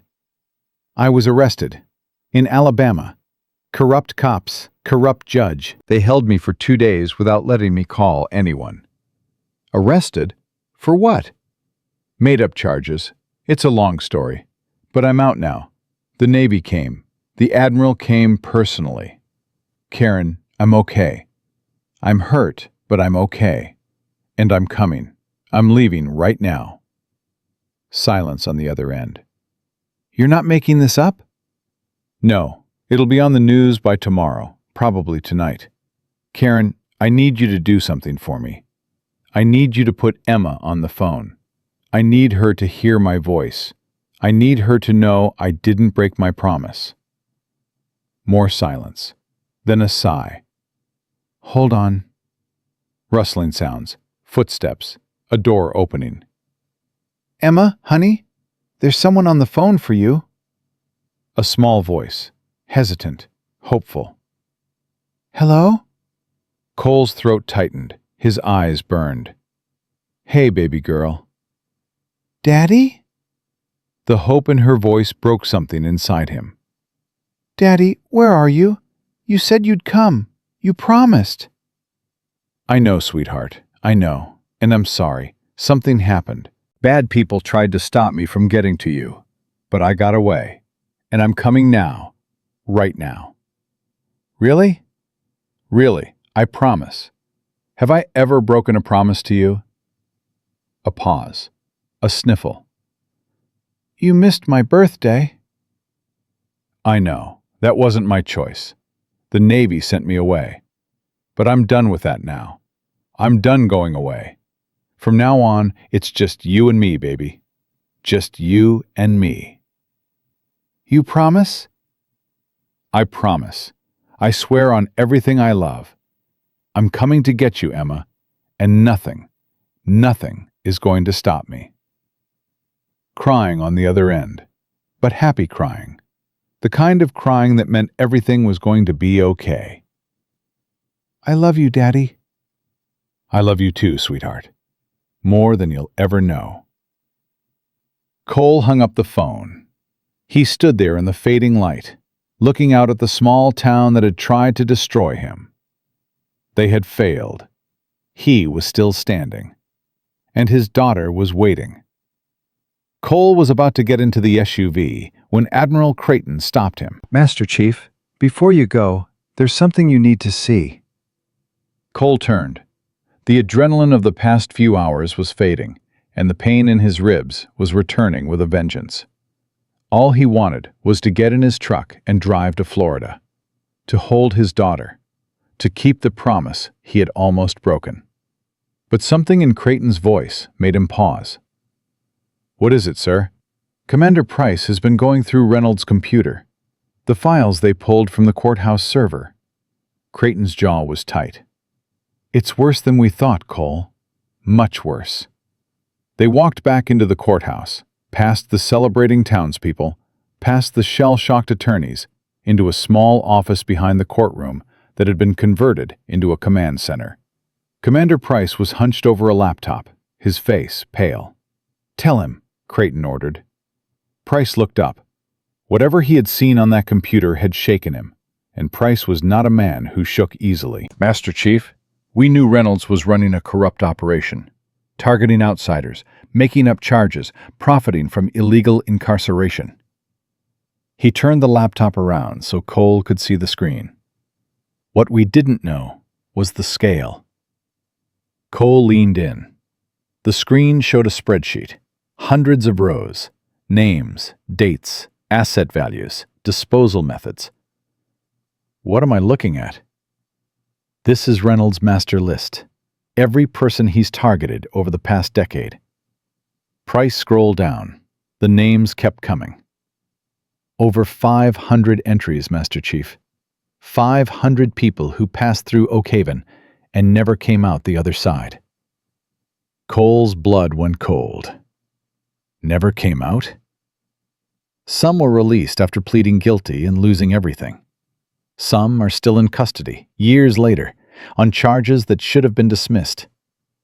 And some, Price hesitated.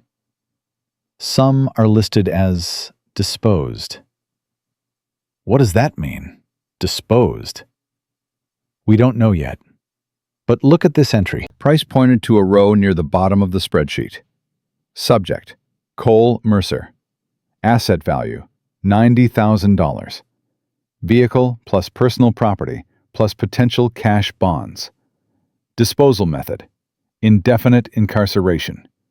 Reason, high risk. No family will come looking. Cole read it twice. 3 times. No family will come looking. They thought I was alone, he said quietly. They thought no one would miss me. That's their criteria, Price confirmed. They specifically target people who appear to have no connections. Drifters, homeless veterans, out-of-state travelers who look like they won't be missed. He pulled up another document. And it gets worse. Reynolds doesn't just run the jail. He owns the company that manages it. Sentinel Corrections. They have a contract with the state that pays them per prisoner per day. Sarah told me about that. Did she tell you about this?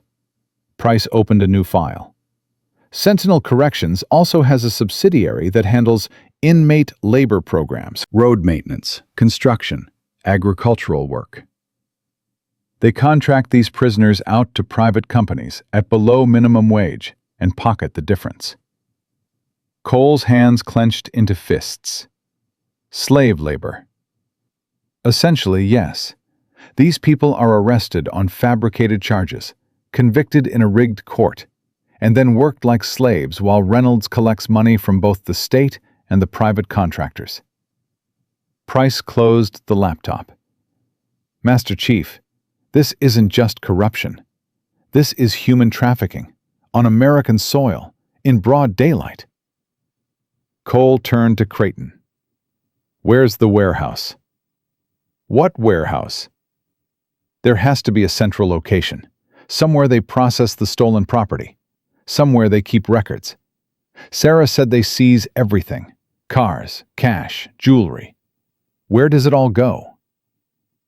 Price pulled up a map on the laptop. "Sentinel Corrections has a facility about 5 miles north of town. County records show it as a logistics and storage center, But the satellite imagery shows heavy security, razor wire, armed guards, way more than you'd need for a storage facility." "That's the nest," Cole said. "That's where we'll find the evidence we need." Creighton studied him. "You should be in a hospital, Master Chief. You've got cracked ribs and you've been through hell in the last 48 hours. "With respect, sir, I'll go to the hospital after we finish this." Cole's eyes were hard. "These people tried to make me disappear. They've done it to hundreds of others. I want to see their operation burned to the ground." Creighton was silent for a long moment. Then he nodded. "All right, but you're not going in on the assault team. You can ride with me." "Sir, that's not a request, Master Chief. You're injured. You'll observe only." Creighton turned to his team leader. "Lieutenant Dutch, prep for a tactical entry. We're hitting that warehouse in 30 minutes. "Aye, sir." The convoy moved through the darkness like a predator stalking prey. Cole sat in the back of the lead SUV, watching the Alabama countryside slide past the windows. His ribs throbbed with every bump in the road, but he barely noticed. His mind was focused on what lay ahead. 500 people, maybe more. Lives destroyed. Families torn apart. All because men like Reynolds and Holloway believed they were above the law. Not anymore. The warehouse complex appeared ahead, lit by harsh floodlights. Chain-link fence topped with razor wire. Guard towers at the corners. Armed men patrolling the perimeter. "This looks more like a military installation than a storage facility," Creighton observed.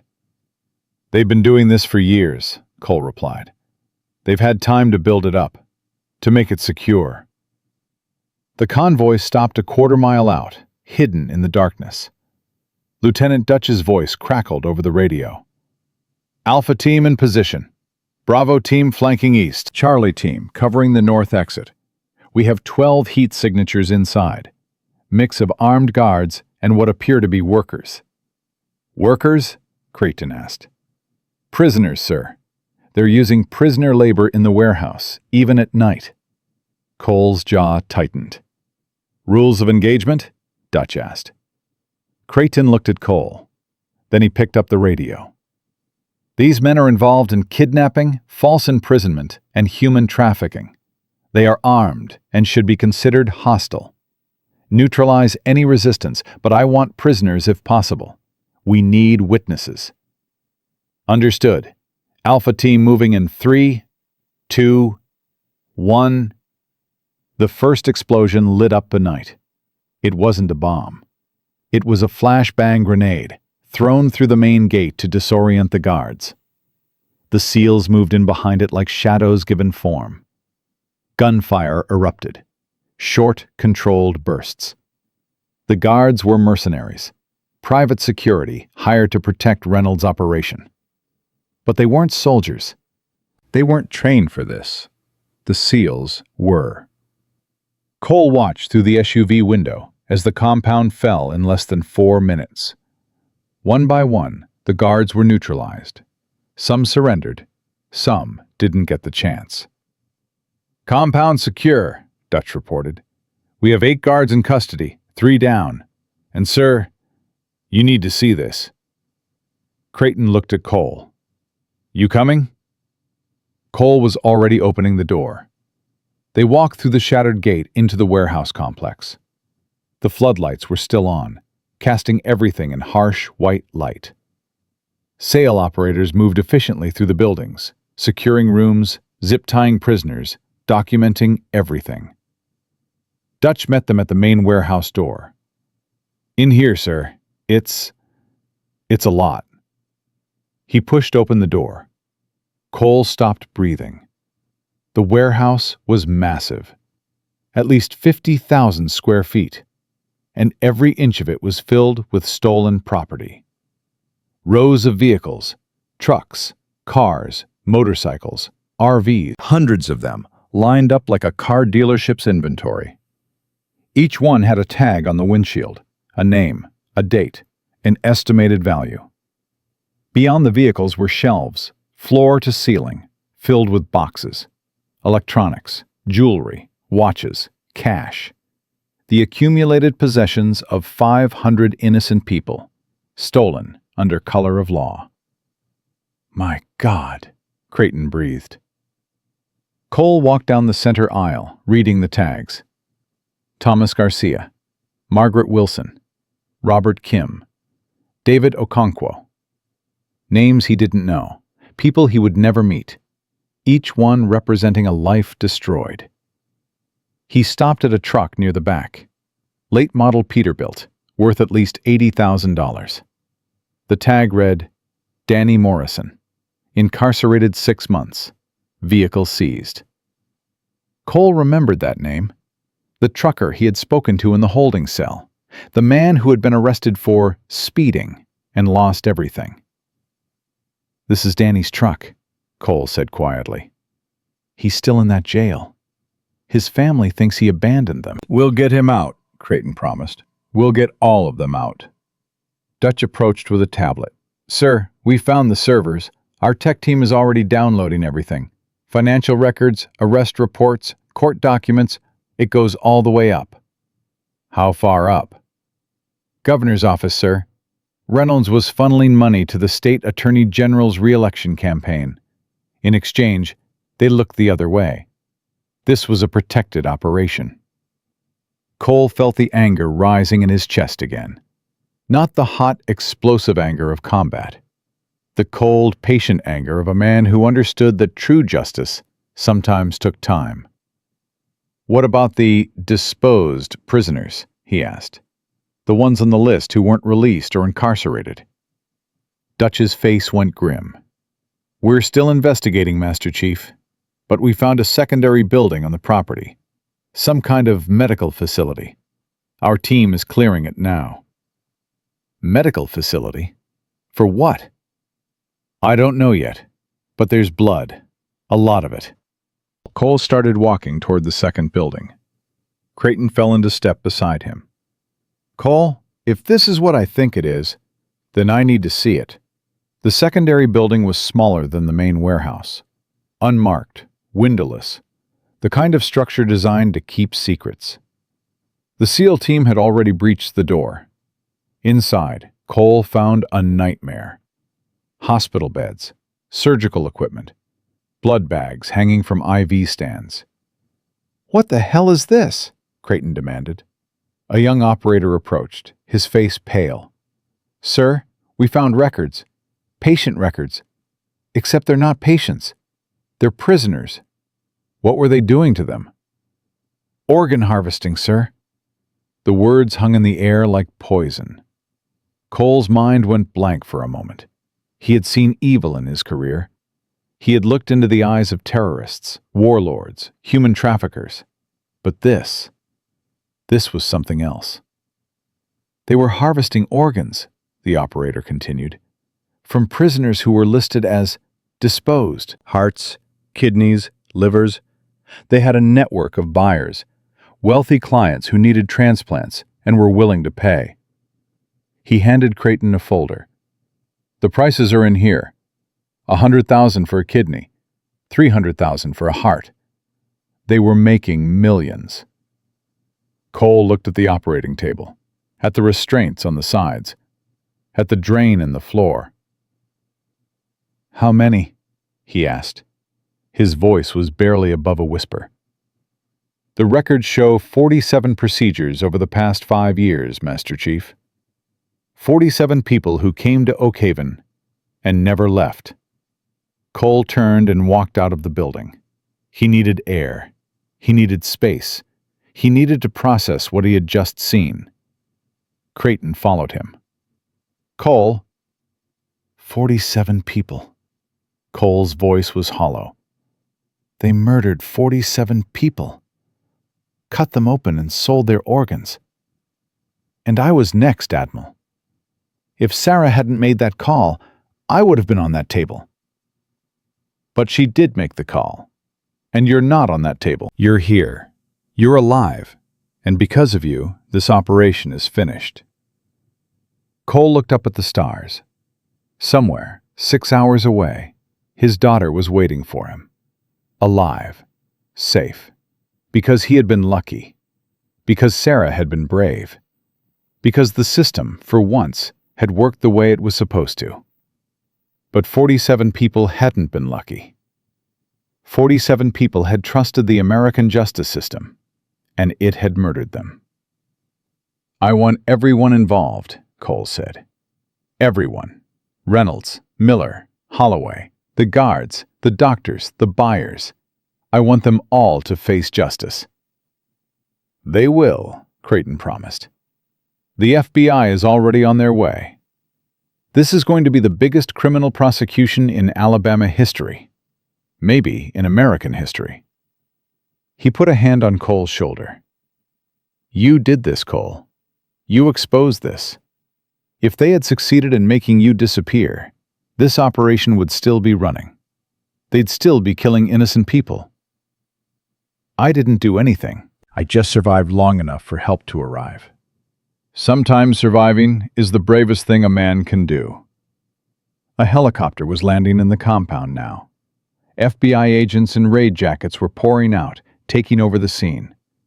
This was beyond military jurisdiction now. This was a federal criminal matter that would take years to fully prosecute.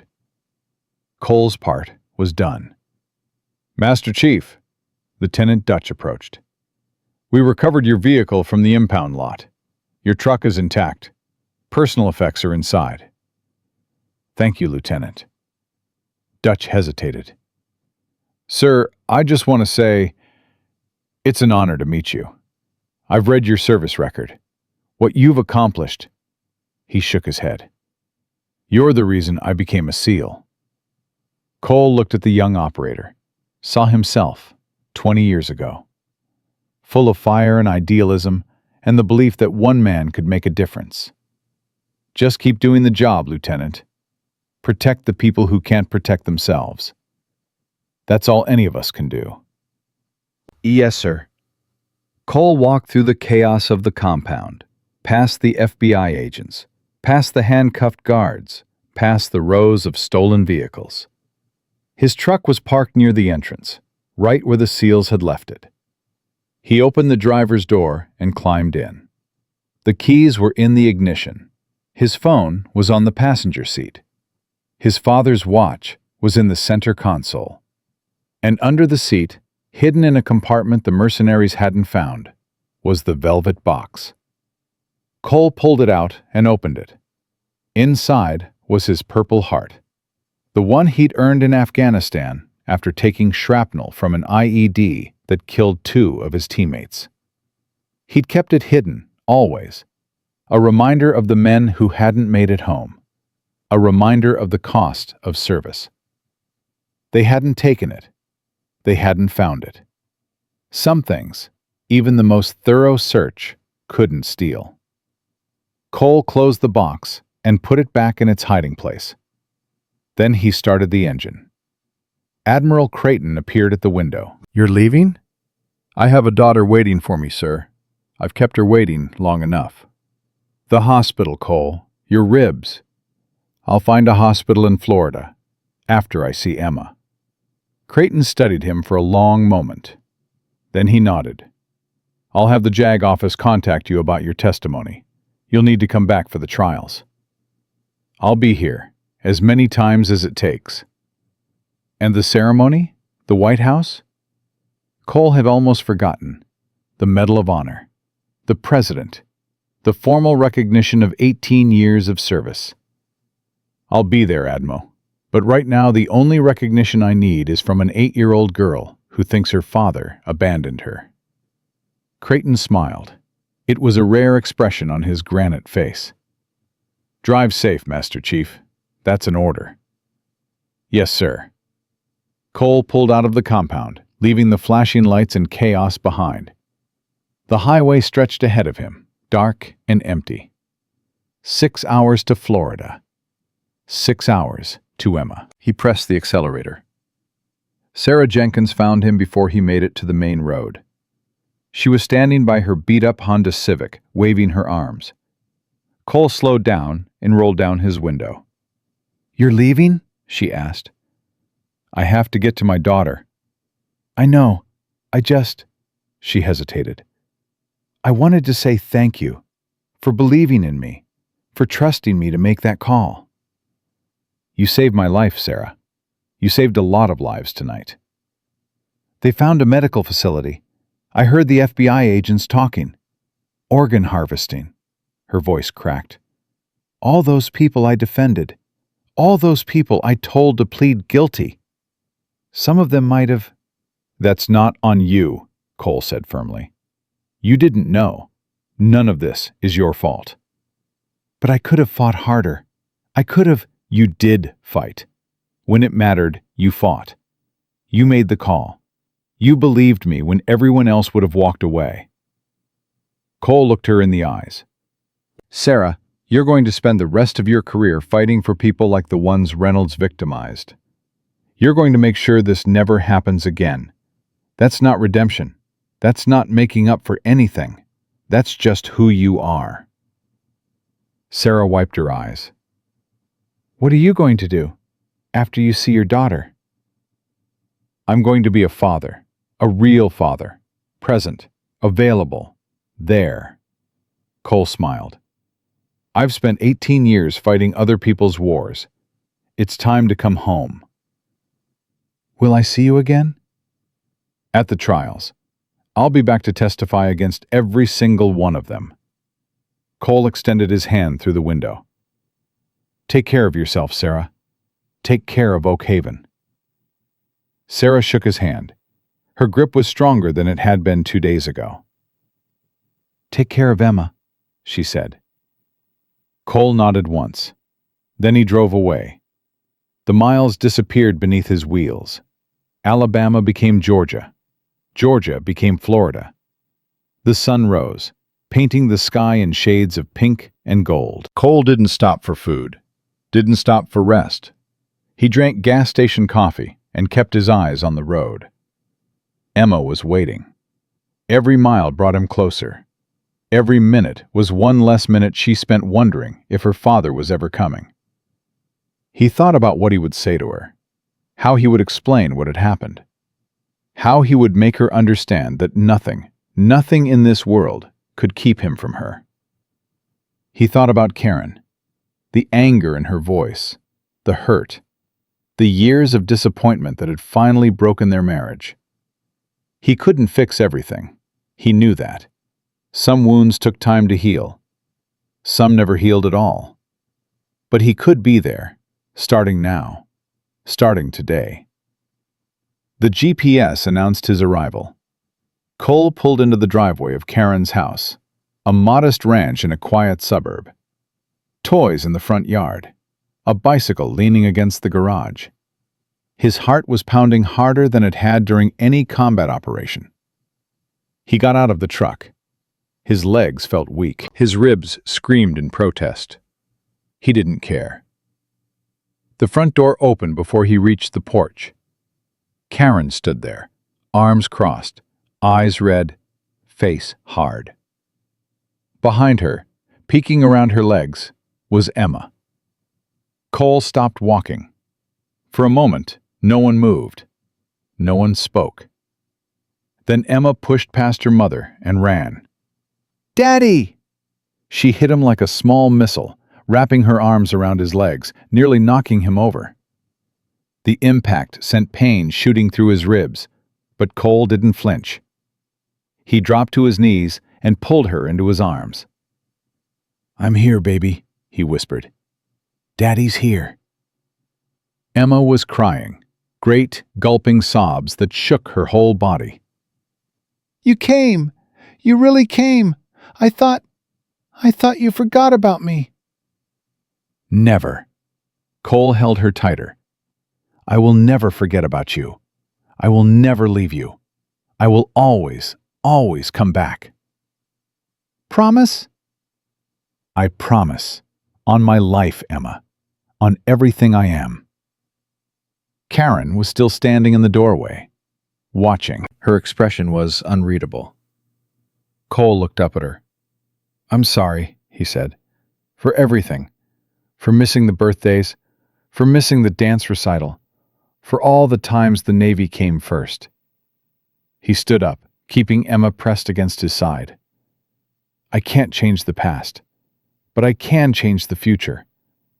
I'm done, Karen. I'm out. No more deployments. No more disappearing. I'm going to be here. For her. For whatever she needs. Karen was silent for a long moment. You look like hell, she finally said. I've had a rough couple of days. I saw it on the news this morning. They're saying a Navy SEAL exposed a massive corruption ring in Alabama, that he was beaten and nearly killed before the military rescued him. Karen's voice softened, just slightly. That was you, wasn't it? Yes. Are you okay? I will be. Karen looked at Emma, still clinging to her father like she was afraid he might disappear again. Come inside, Karen said. You need food, and probably a hospital. The hospital can wait. Cole, just a few hours, Karen, please. Let me have a few hours with my daughter before reality catches up. Karen sighed, but she stepped aside, opening the door wider. A few hours.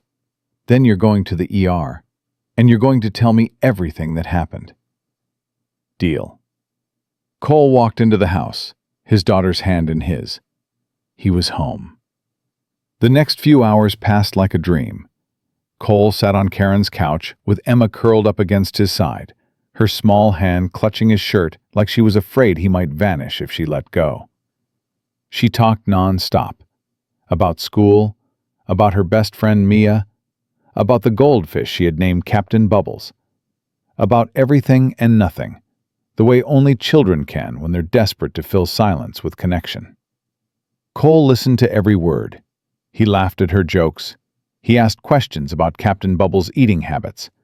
He told her she was the best storyteller he had ever met. And underneath it all, beneath the warmth and the relief and the overwhelming gratitude of simply being here, Cole felt the weight of what he had almost lost. 47 people had died in that warehouse. 47 people who had families, children, parents who would never know what happened to them. Lives erased by men who saw human beings as nothing more than inventory. He had been hours away from becoming number 48. Daddy, you're not listening. Cole blinked. Emma was looking up at him with a pout on her face. I'm sorry, sweetheart. What did you say? I said Captain Bubbles learned a new trick. He can swim through the little castle now. Watch me show you. I would love to see that. Emma jumped off the couch and ran toward her room. The moment she was gone, the mask slipped from Cole's face. The exhaustion crashed over him like a wave. His ribs screamed. His head pounded. Every muscle in his body ached with the accumulated trauma of the past 3 days. Karen appeared in the doorway, holding 2 cups of coffee. You look like you're about to collapse. I'm fine. You're not fine. You're running on adrenaline and stubbornness. She handed him a cup and sat down across from him. I watched the news while you were talking to Emma. They're calling it the biggest corruption scandal in Alabama history. They found bodies, Cole. They found where they buried the people they... She couldn't finish the sentence. I know. You could have been one of them. I know. Karen was silent for a moment. Then she asked the question that Cole knew had been burning in her mind since he arrived. Why didn't you tell them who you were? From the beginning. Why didn't you show them your military ID? Cole stared at the coffee in his hands. Because it shouldn't have mattered, he said quietly. I shouldn't need a Medal of Honor to be treated like a human being. I shouldn't need admiral's stripes to get a fair trial. The Constitution doesn't have a footnote that says, applies only to important people. But if I had just shown them my military ID, they would have let me go. They would have apologized. They would have shaken my hand and called me a hero. Cole's voice hardened. And then they would have gone right back to doing what they were doing. To the next drifter, the next person who looked like no one would miss them. Nothing would have changed. Karen absorbed this. So you let them arrest you? You let them beat you? You let them... I didn't let them do anything. I survived. And because I survived long enough for Sarah to make that call, 500 people are going to be released from illegal imprisonment. 47 families are going to get answers about what happened to their loved ones. A corrupt system that has been destroying lives for a decade is going to be torn down. At what cost to you? Cole looked toward the hallway where Emma had disappeared. Whatever the cost, it was worth it. Emma came running back with a fishbowl in her hands. Captain Bubbles swam in lazy circles, oblivious to the weight of the conversation he had interrupted. Watch, Daddy. Watch him go through the castle. Cole watched, and for a few precious minutes, nothing else in the world mattered. Karen drove him to the hospital that evening. The emergency room doctor was a young woman named Patterson, who took one look at Cole's x-rays and nearly dropped her clipboard. 3 cracked ribs, significant soft tissue damage, signs of repeated blunt force trauma. She stared at him. What happened to you? I got into a disagreement with a police officer. A disagreement? He disagreed with the Constitution. I disagreed with his boot in my chest. Dr. Patterson looked at Karen for clarification. He's the Navy SEAL from the news, Karen said. The one who exposed the corruption ring in Alabama. The doctor's eyes widened. That was you? Guilty. My God. I've been following that story all day. They're saying the FBI has already made over 30 arrests. The governor is calling for a special investigation. She looked at Cole with something like awe. You're a hero. I'm just a guy who needed to get to Florida to see his daughter, Cole said. Everything else was incidental. They kept him overnight for observation. Karen went home to be with Emma, promising to return in the morning. Cole lay in the hospital bed, staring at the ceiling, unable to sleep. His phone buzzed. A text from Admiral Creighton. Just got off the phone with the White House. The president wants to personally thank you for what you uncovered. The ceremony is still on for 3 weeks. Can you make it? Cole typed back, I'll be there. Another buzz. Sarah Jenkins this time. They released Danny Morrison tonight. He's going home to his family. His wife was crying so hard she could barely speak. Thank you, Cole. Thank you for everything. Cole smiled in the darkness. Danny was free. The trucker who had lost 6 months of his life, who had been separated from his family, who had been worked like a slave in Reynolds' warehouse. He was going home. It wasn't enough. It would never be enough. 47 people were still dead. 47 families would never have their loved ones back. But it was something. And sometimes, something was all you could hope for. The weeks that followed were a blur of depositions, interviews, and physical therapy. Cole testified before a federal grand jury. He described everything. The traffic stop, the arrest, the denial of his rights, the kick in the courtroom, the cover-up by Judge Reynolds. He spoke for 6 hours, his voice steady, his memory precise. The prosecutors were building an airtight case. Reynolds, Miller, Halloway, and 16 others were facing charges that would keep them in prison for the rest of their lives. The FBI had traced the organ trafficking network to buyers in 3 countries. The State Department was involved now. This had become an international incident. But Cole wasn't focused on the legal proceedings. He was focused on Emma. Every morning, he drove to Karen's house to have breakfast with his daughter. Every afternoon, he picked her up from school. Every evening, he helped her with homework, played games with her, read her stories until she fell asleep. He was learning how to be a father again. Or maybe for the first time. Daddy, why do you have so many scars? They were at the park, sitting on a bench while Emma took a break from the swings. She had noticed the marks on his arms, the ones that peeked out from under his t-shirt sleeves. Cole considered his answer carefully. Because my job was dangerous, he said. I had to protect people from bad guys. Sometimes the bad guys fought back. Like the bad guys in Alabama? Sort of. But those were different bad guys. The ones who gave me these scars were far away, in other countries. Did it hurt? Yes, but I had friends who helped me, and doctors who fixed me up. And I always knew that no matter how much it hurt, I was going to come home to you. Emma was quiet for a moment, processing this. Are you going to get more scars? Cole pulled her close. No, sweetheart. I'm done with that job now. I'm not going away anymore. From now on, my only job is being your dad. Promise? I promise. Emma hugged him tight. Then she pulled back with a mischievous grin. Can we get ice cream? Absolutely. The Medal of Honor ceremony was held on a crisp autumn morning in Washington, D.C. Cole stood in the East Room of the White House, wearing his dress uniform for what he knew would be one of the last times. The room was filled with dignitaries, military brass, and members of Congress.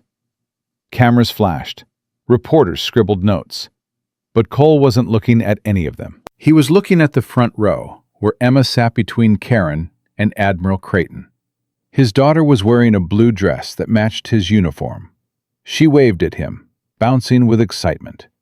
Cole smiled. The president approached, carrying the medal in its velvet case. Master Chief Cole Mercer, the president announced, you have served your country with extraordinary valor for 18 years. You have completed missions that saved countless lives. You have demonstrated courage, sacrifice, and dedication that represents the very best of the American military. The room was silent. But today, we honor you not just for your service overseas. We honor you for your courage here at home. When you were illegally arrested and brutally assaulted, you didn't give up. You didn't surrender. You endured until help could arrive. And because of your endurance, a criminal organization that had been preying on innocent Americans for over a decade was exposed and destroyed. The president opened the case. The Medal of Honor gleamed in the light. Your actions have resulted in the freedom of over 500 wrongfully imprisoned individuals. Your actions have brought justice to 47 families who never knew what happened to their loved ones. Your actions have reminded all of us that the Constitution applies to everyone, regardless of how they look or where they come from. The medal was placed around Cole's neck. It was heavier than he expected. Master Chief Mercer, on behalf of a grateful nation, I present you with the Medal of Honor. May your example inspire future generations to stand up for what is right, even when the cost is high. The room erupted in applause. Cole stood at attention, feeling the weight of the medal against his chest, feeling the weight of everything it represented. The men he had lost, the missions he had completed, the sacrifices he had made. And in the front row, his daughter was cheering louder than anyone. After the ceremony, there was a reception. Senators wanted to shake his hand. Generals wanted to congratulate him. Reporters wanted interviews. Cole endured it all with the patience of a man who had survived far worse. Finally, he escaped to a quiet corner of the room, where Sarah Jenkins was waiting. "You clean up nice, Master Chief," she said. Cole smiled. "So do you, Madam District Attorney." Sarah laughed. It was still strange to hear the title. 3 weeks ago, she had won the special election in a landslide. The people of Oak Haven had spoken. They wanted change. They wanted justice. They wanted someone who would fight for them the way Sarah had fought for Cole. "How's the transition going?" Cole asked. Overwhelming. I've got 500 cases to review, wrongful convictions to vacate, families to notify. It's going to take years to undo the damage Reynolds caused." She paused. "But we're making progress. Danny Morrison's charges were dismissed yesterday. He's back driving his truck. His daughter had her first birthday last week. He sent me a picture." That's good. That's really good. It's because of you, Cole. None of this happens without you. It's because of you, too. You made the call. You believed me when no one else would have." Sarah looked at him for a long moment. Can I ask you something? "Of course." In the cell, when you gave me that number, when you told me to call the Pentagon, were you scared? Did you think for even a second that it might not work? Cole considered the question. "I wasn't scared of dying," he said. "I've been close to death too many times to fear it anymore. What scared me was the thought of Emma growing up thinking I had abandoned her, that I had broken my promise. That fear was worse than anything Reynolds or Holloway could have done to me. And now? Now I'm going to spend the rest of my life making sure she never has to worry about that again." Sarah nodded. She's a lucky girl. "No, I'm the lucky one." Emma appeared, tugging on Cole's sleeve. Daddy, the president wants to take a picture with us. Come on. Cole laughed. "Duty calls." Go, Sarah said. I'll see you at the trial next month. Reynolds is going to spend the rest of his life in prison. I want to be there when the verdict comes in. "I'll be there too." Cole let Emma lead him back into the crowd, toward the cameras and the flashbulbs and the president, who was waiting with a smile. But even as he posed for photos, even as he shook hands with people whose names he would never remember, Cole's mind was already elsewhere. He was thinking about the drive back to Florida, about the small house he had rented 3 blocks from Karen's place, about the bedroom he was decorating for Emma, for the weekend she would spend with him. He was thinking about the future. For 18 years, the future had always been the next mission, the next deployment, the next enemy to neutralize. Cole had never allowed himself to think beyond the immediate objective. But now the mission was over. The enemy was defeated, and the future stretched out ahead of him like an open road. It was terrifying and exhilarating. And for the first time and longer than he could remember, Cole Mercer was looking forward to finding out what came next. The trial of Jeremiah Reynolds lasted 3 weeks. Cole testified on the 4th day. He walked into the federal courtroom, took the oath, and looked directly at the man who had tried to destroy his life. Reynolds had aged a decade in the months since his arrest. His silver hair had gone white. His granite face had crumbled into something soft and weak. He sat at the defense table in an orange jumpsuit, a far cry from the black robes he had worn as a judge. Their eyes met. Cole saw fear in those eyes now. The fear of a man who knew that his kingdom had fallen, that his power had been stripped away, that he was going to spend the rest of his life in a cage, just like the innocent people he had condemned. "Master Chief Mercer," the prosecutor began, "can you describe what happened when Officer Holloway kicked you in the courtroom?" Cole described it, every detail. The sound of the boot hitting his ribs, the impact of the floor against his skull, the words Reynolds had spoken to cover it up. The jury listened in horrified silence. "And can you describe the injuries you sustained?" 3 cracked ribs, bruised jaw, lacerations from the handcuffs, soft tissue damage that required 6 weeks of physical therapy. "And all of this occurred while you were handcuffed to a chair, unable to defend yourself?" "Correct." "Did you at any point threaten Officer Holloway? Did you lunge at him, as Judge Reynolds claimed?" "No. I was physically restrained.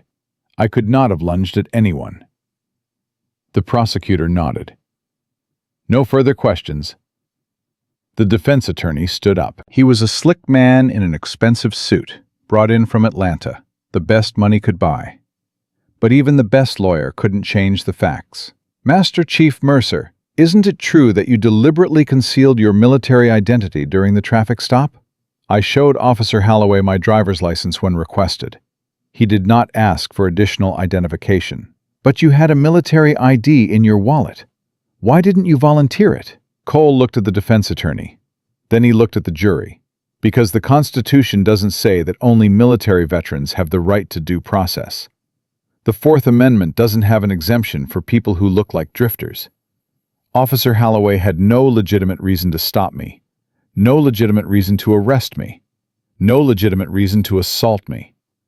My military status is irrelevant. The defense attorney tried several more angles. Cole answered each question calmly, precisely, without emotion. Finally, the attorney sat down. The witness may step down, the judge said. Cole stood. He walked past the defense table, past Reynolds, toward the gallery. As he passed, Reynolds spoke. I didn't know who you were, he whispered. His voice was broken, desperate. If I had known, I would have... Cole stopped. He turned to face the man who had ruined so many lives. That's the point, Cole said quietly. You shouldn't have needed to know who I was. You should have treated me like a human being, regardless. He walked away. In the gallery, Emma was waiting with Karen and Admiral Creighton. She jumped up when she saw him, wrapping her arms around his waist. You did good, Daddy. Thanks, sweetheart. Is the bad man going to jail now? Cole looked back at Reynolds, hunched over the defense table, his life in ruins. Yes, baby. The bad man is going to jail for a very, very long time. The verdict came 3 days later. Guilty on all counts. Reynolds was sentenced to life without parole. Miller got 40 years. Holloway got 30. The doctors who had performed the organ harvesting received life sentences. The buyers were extradited and prosecuted in their home countries. It was the largest criminal conviction related to public corruption in American history. News channels ran the story for weeks. Documentaries were announced. Book deals were signed. But Cole wasn't interested in any of that. He was interested in the quiet moments. The mornings with Emma at the breakfast table. The afternoons at the park. The evenings reading stories until she fell asleep. He was interested in becoming the father he had always wanted to be. 6 months after the trial, Cole was sitting on his front porch when a car pulled into the driveway. Sarah Jenkins stepped out, holding a folder. "Hey, stranger," she said. "Got a minute?" "For you? Always." Sarah sat down beside him on the porch swing. "I wanted you to hear this from me before it hits the news," she said. "We finished the investigation, the complete count of people affected by Reynolds' operation, and 547 wrongful arrests over 12 years. All have been vacated. Restitution is being processed. Most of the seized assets have been returned." She paused. "And we identified all 47 victims of the organ harvesting operation. Their families have been notified. There's going to be a memorial service next month." Cole was quiet for a long moment. "That's good," he finally said. "Those families deserved answers. They're asking if you'll speak at the memorial. You don't have to, but they want to thank you for exposing the truth." Cole thought about it.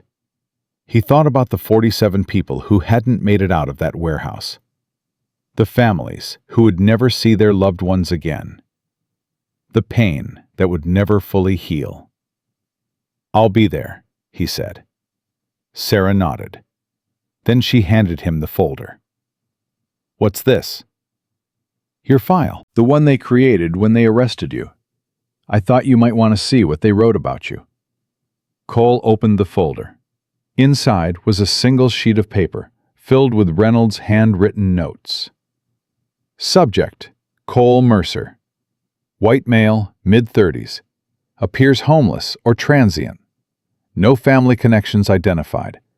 No one will come looking. Asset value: $90,000. Recommendation: maximum extraction. Indefinite detention. Cole read it twice, then he closed the folder. They were wrong, he said. About what? All of it. He looked at Sarah. They thought I was alone. They thought I was worthless. They thought no one would miss me. He smiled. They had no idea. Sarah smiled back. No, they didn't. The screen door opened behind them. Emma poked her head out. Daddy, Captain Bubbles learned another trick. You have to come see. I'll be right there, sweetheart. Emma disappeared back inside. Sarah stood up. I should go. Let you get back to your life. Thank you, Sarah, for everything. Thank you, Cole, for reminding me why I became a lawyer in the first place. She walked back to her car, waved once, and drove away. Cole sat on the porch for another moment, looking at the folder in his hands. Then he stood up and went inside, where his daughter was waiting to show him a goldfish swimming through a plastic castle. That night, after Emma had gone to bed, Cole stood in the doorway of her room and watched her sleep. She looked so peaceful, so innocent, so completely unaware of the darkness that existed in the world.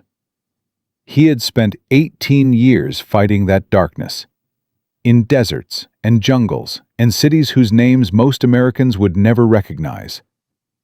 He had killed men who deserved to die. He had saved lives that would never know they had been saved. He had done things that haunted him in the quiet hours of the night. But standing here, watching his daughter breathe, Cole realized that none of it mattered as much as this. This was why he had fought. This was what he had been protecting all along. Not abstract concepts like freedom or democracy. Not flags or borders or national interests. This. A child sleeping safely in her bed. A father watching over her. A family, broken but healing, learning to trust again. This was worth everything. Cole had survived bullets and bombs and beatings. He had endured pain that would have broken lesser men. He had faced death so many times that it had become almost familiar. But he had never felt as brave as he did in this moment, standing in his daughter's doorway, committing to a future he couldn't control. Being a soldier was easy. You had orders. You had objectives. You knew who the enemy was. Being a father was harder. There were no maps, no mission briefs, no extraction plans. Just love. Just presence. Just showing up, day after day, and hoping it was enough. Cole Mercer had been a warrior for 18 years. Now he was something more. He was a dad. And that, he realized, was the mission that mattered most. The night was quiet. The house was still. And somewhere in Oak Haven, Alabama, the corrupt men who had tried to destroy him were beginning their first night of many in federal prison. Cole smiled. He closed Emma's door softly and walked to his own bedroom. Tomorrow, he would make breakfast. He would take Emma to school. He would continue the slow, patient work of rebuilding a life. The war was over. The hero had come home. And for Cole Mercer, the best chapter was just beginning.